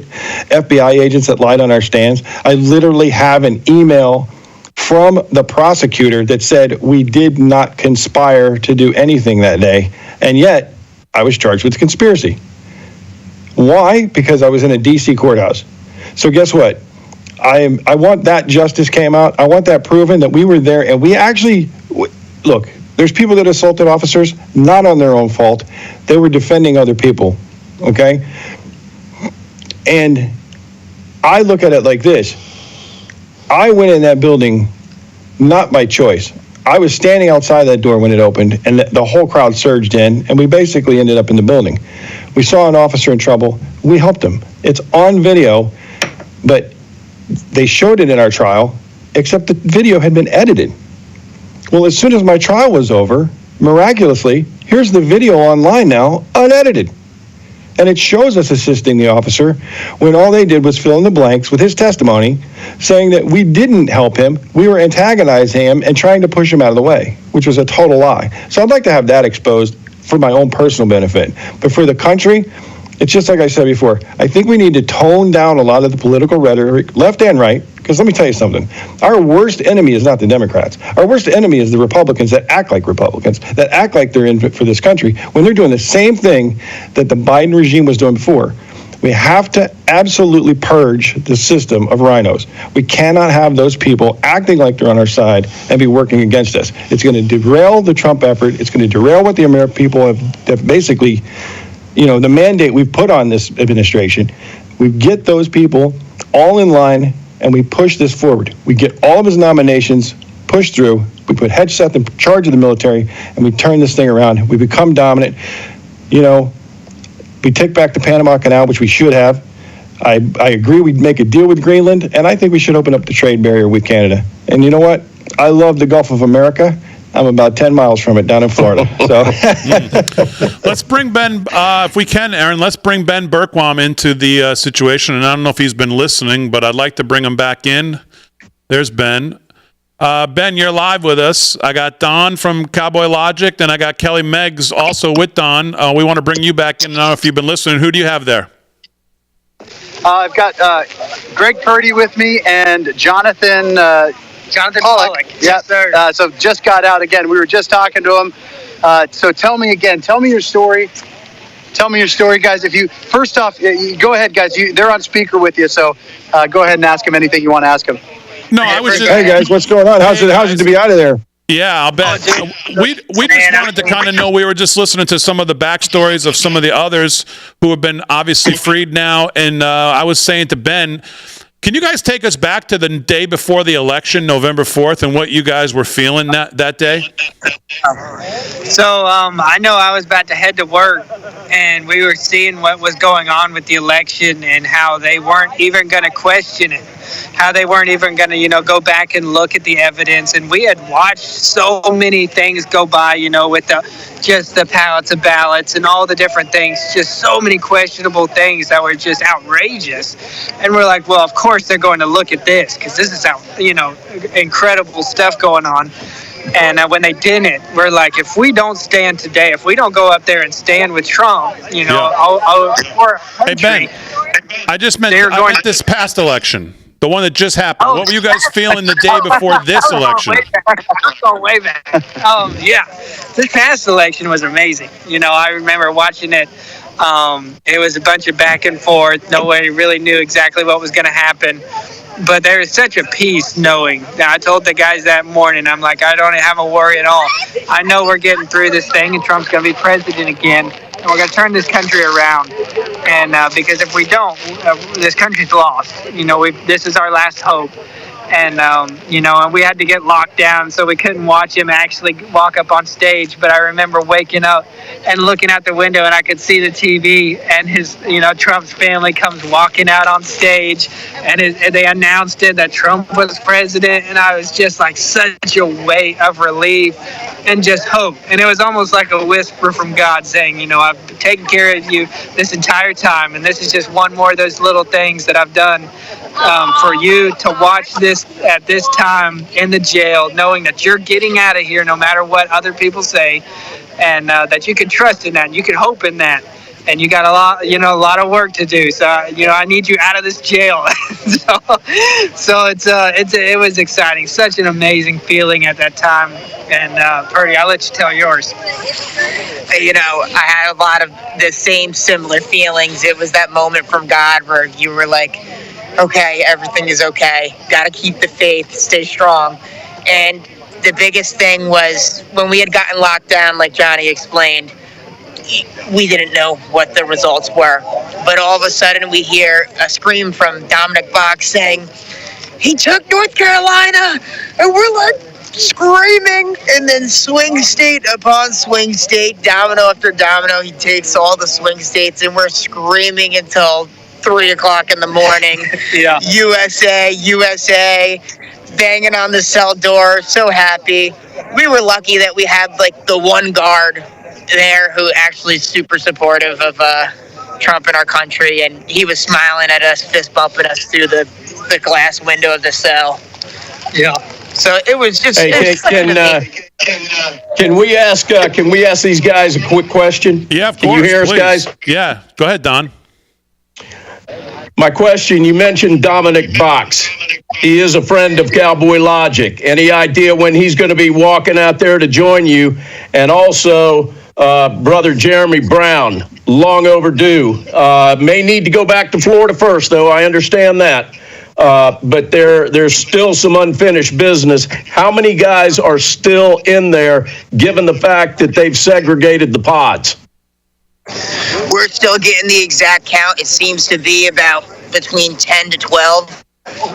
Box is going to be quick. He's going to be back probably within 3 days. I mean, his thing he's got to deal with is so small, so he's going to be good to go.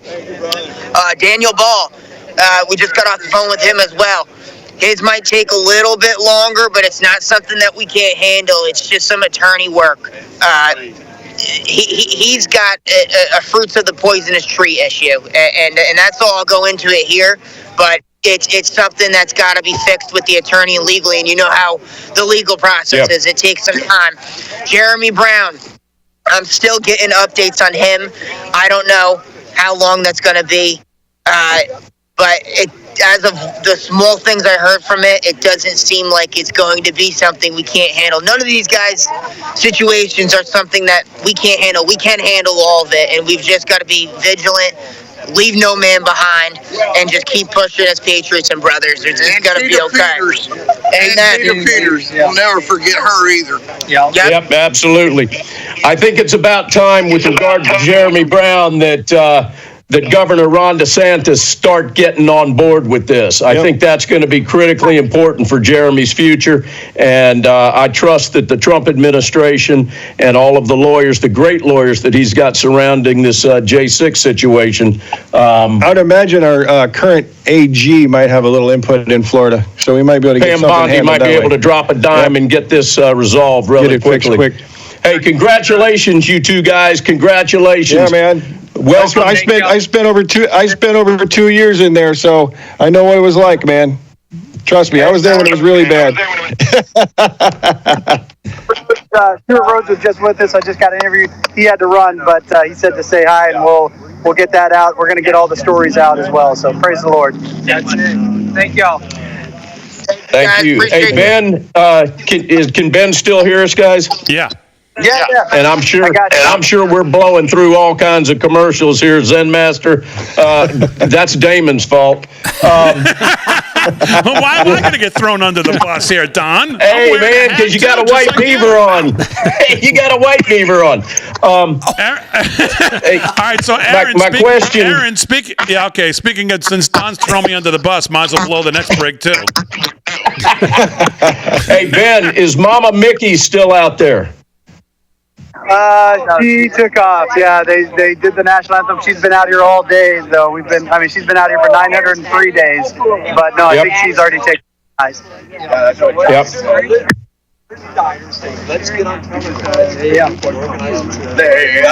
you know, we got a lot of our Patriots that are over in Florida. I mean, if we can get something going, Ron DeSantis. I mean, Daniel Ball, he's over in Florida too, with what he's dealing with the poisonous tree, and you know, to have Ron step in, it can make this be so much easier than this drawn out process with the attorneys over something that he's innocent of anyway. So I think you raised a really good point there about getting some of the governors involved. I mean, that may be what it is, and you know, Trump needs support from all of his governors if we're going to push forward in the right direction here. So I think that's what we got to go toward. You're right. There you go.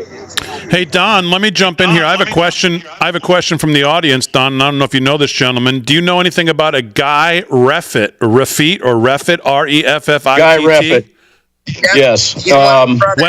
When will he be released? He got released today. Okay. Yeah, I was going to say, I thought he was out. Yep. Yeah. I'm John's dad. Nicole's been out here with Mickey for 900 and something days, and she was on the Patriot Freedom Project years ago when we were praying with all the families, and Guy really was with the beginning men that were captured, and they went through hell. He was my next door neighbor. I was in cell 21. He was in 20. Went through hell in Gulag in the early days, you know, and we prayed together and we cried for 4 years. And some of the stuff they did to these boys tonight is what the families have been dealing with for 4 years. They dropped them off in the street, knowing that their families that loved them so much. We're sitting here waiting on them to give them a hug and tell them how much we loved them and missed them, and how proud we were of them for standing for America on January 6th. And I mean, they robbed us of that, but they can't stop what's coming. You know, there's a judgment day coming, and this stuff's going to get corrected. Well, guys, this morning, 2 o'clock in the morning, right? Yeah. You get released. 4 guys got released out of Memphis prison there. And what's the first thing you guys did in the parking lot of the prison? In the parking lot of the prison, we sang the national anthem right out there with a couple folks. Rebecca, she picked us up. Cliff. Cliff was out there. He's the gentleman in the American flag suit all the time. Yeah, we sang right out there in the parking lot, and the guards looked at us like we were crazy. But when we got finished, they clapped right along with us. So they actually had it set up all ready for us when we came out. They dropped us off in the middle of the town, and we walked back, and it was perfect timing. They're like, "Hey, we're about to sing the national anthem with the rest of the boys in there." So we came down, and we all got to link arms and sing the national anthem. And it was amazing to see. Hopefully for the last time. Well, not the national anthem, but from here. Yeah, that's right. From here, anyways. Yeah. Hey, real quick, I just want to ask us, Dad, you've been waiting, we were talking to your son, but for you waiting out here, what does this mean to you, President Trump? It's everything. Our families have been torn apart. I'm talking about all the J6 families.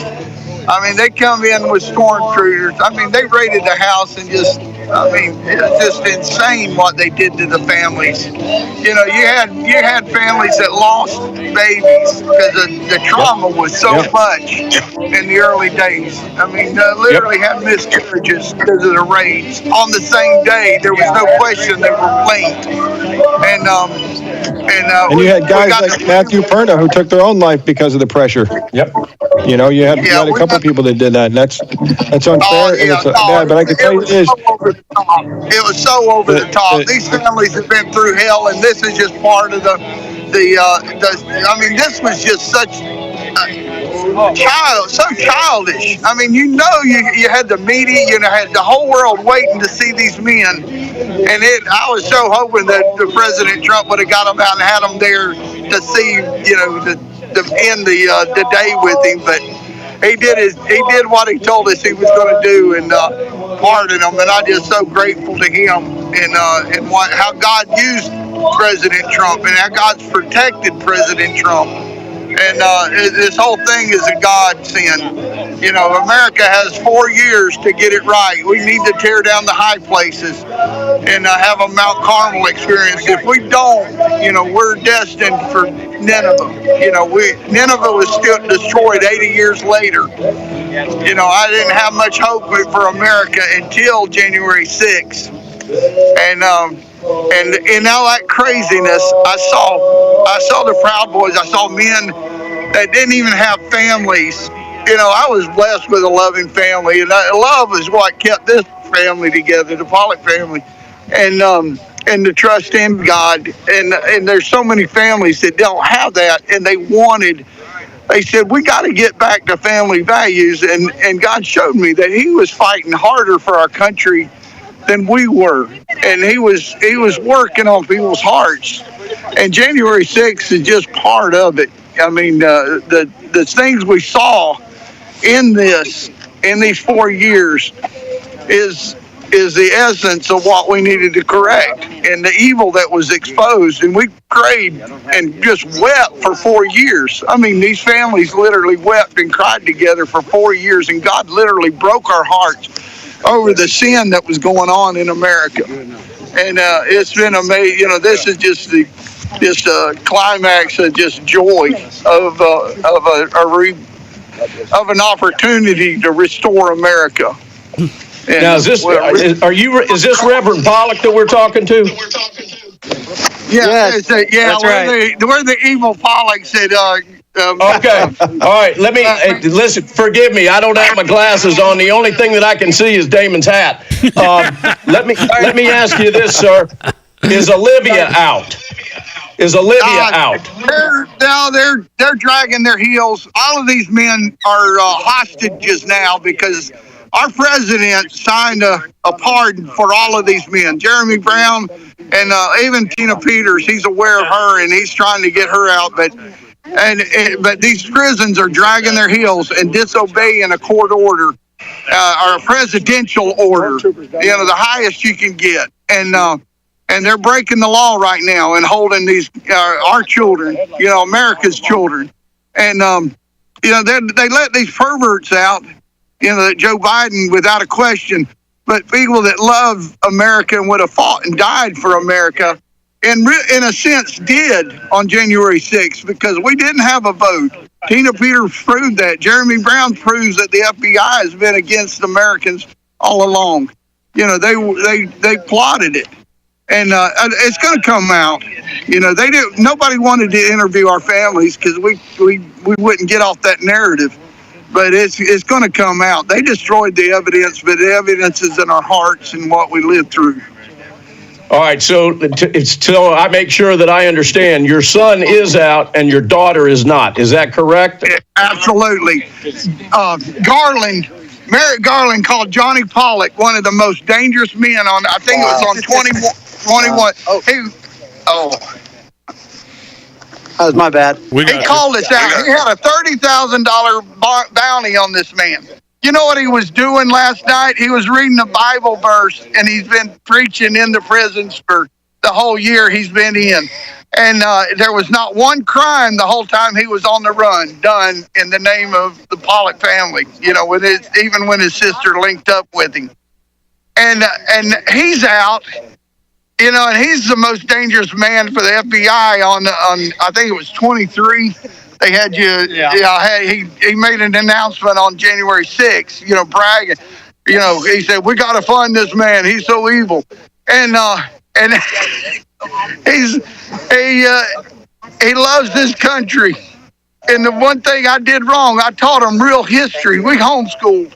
And I took him to the battlefields where men died for our country. And when you tell a patriot they don't have a vote, we were praying on the Supreme Court steps 6 weeks. I mean, not 6 weeks, but 2 weeks before January 6th, when Garland or when Thomas and Roberts were screaming at each other in the courtroom, and they wouldn't look at the evidence. And then January 6th come, and you realize the FBI, the Park Police, and Antifa were all working to conspire against this. And who knows how many rhinos, and of course everybody knows Nancy Pelosi was behind it too.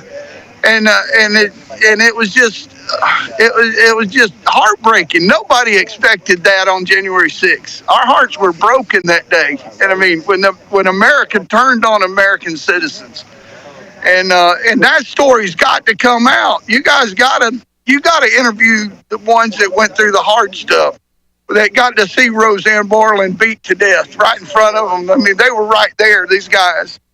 And they saw it happen. They saw a Fanon target a 100-pound white woman just and beat her in the face until she almost died. I mean, and then those grenades going off by those men's chests and killing them and giving them a heart attack. Nobody knows those stories. And you know, they covered up the evidence. They wouldn't release the evidence. And then they bring six of them. They bring 3 of Park Police, and they go to every one of the trials. They didn't face their accusers. None of the other Park Police filed charges against anybody on January 6th. They took a parade of men out of trial. But just back to your daughter. Yes. When she's expected to come out? Hopefully tomorrow. But, you know, with this maniac group, you know, you never can tell. But there's an air of freedom in the air. It's going to happen. And we need justice. We need justice for Ashley Babbitt. Absolutely, we want to brother. see some justice for Ashley. And all of them. You know, everybody. America needs justice. You know, otherwise it's just going to keep happening. Yep. Thank you, guys. Love you, brother. Love you guys. Thank you so much, America. Amen. I mean, today's a special day for us. Amen. All right, Ben. We got about 2 minutes left. Don, I'll let you close it out. We got about 2 minutes, Don. I mean, it's just an emotional night. Obviously, so much had gone on. That gentleman said we got 4 years to get it right. I don't know what get it right looks like, but maybe you can give us an idea what you think as we wrap it up here. I would respectfully pass the baton to my esteemed colleague to my right, Kelly Megs. Nobody,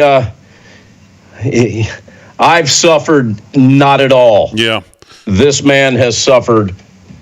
Well, Kelly, I don't know if you can do it in 45 seconds, but he said we got 4 years to get it right. What does that look like to you? I mean, really, Trump laid it all out on the trail. We got to close the border.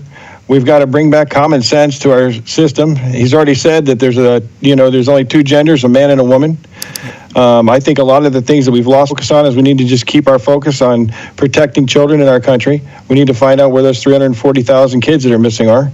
We have pretty much a mandate laid down by the American people that they want equal justice for everyone. They don't want to weaponize DOJ. And I really believe that that's what Donald Trump ran on. I believe that's what he said he was going to do. And I can tell you this, as someone sitting in the worst possible place 24 hours ago, he's going to deliver. Yeah. Well, guys, a show we didn't really plan on, but boy, I'm more than happy to do it. What an extraordinary night. Kelly, great to meet you. Sorry for what you've been through, but you came out stronger the other side, and that man next to you has had a lot to do with it, I know, in your eyes. So I appreciate watching this relationship between the two of you. Don, I'm sorry that you're jealous about my hat being nicer than yours, but there's nothing I can do about that. So. Hey, I just want to be like you when I grow up, brother. And Rick, if I could ever have boots that are as bad as yours. Let's go. All right, we got to go. Yeah, Cowboy Logic, live from Studio 6B. Thanks, everybody. Thanks to Real America's Voice. We'll see you tomorrow night.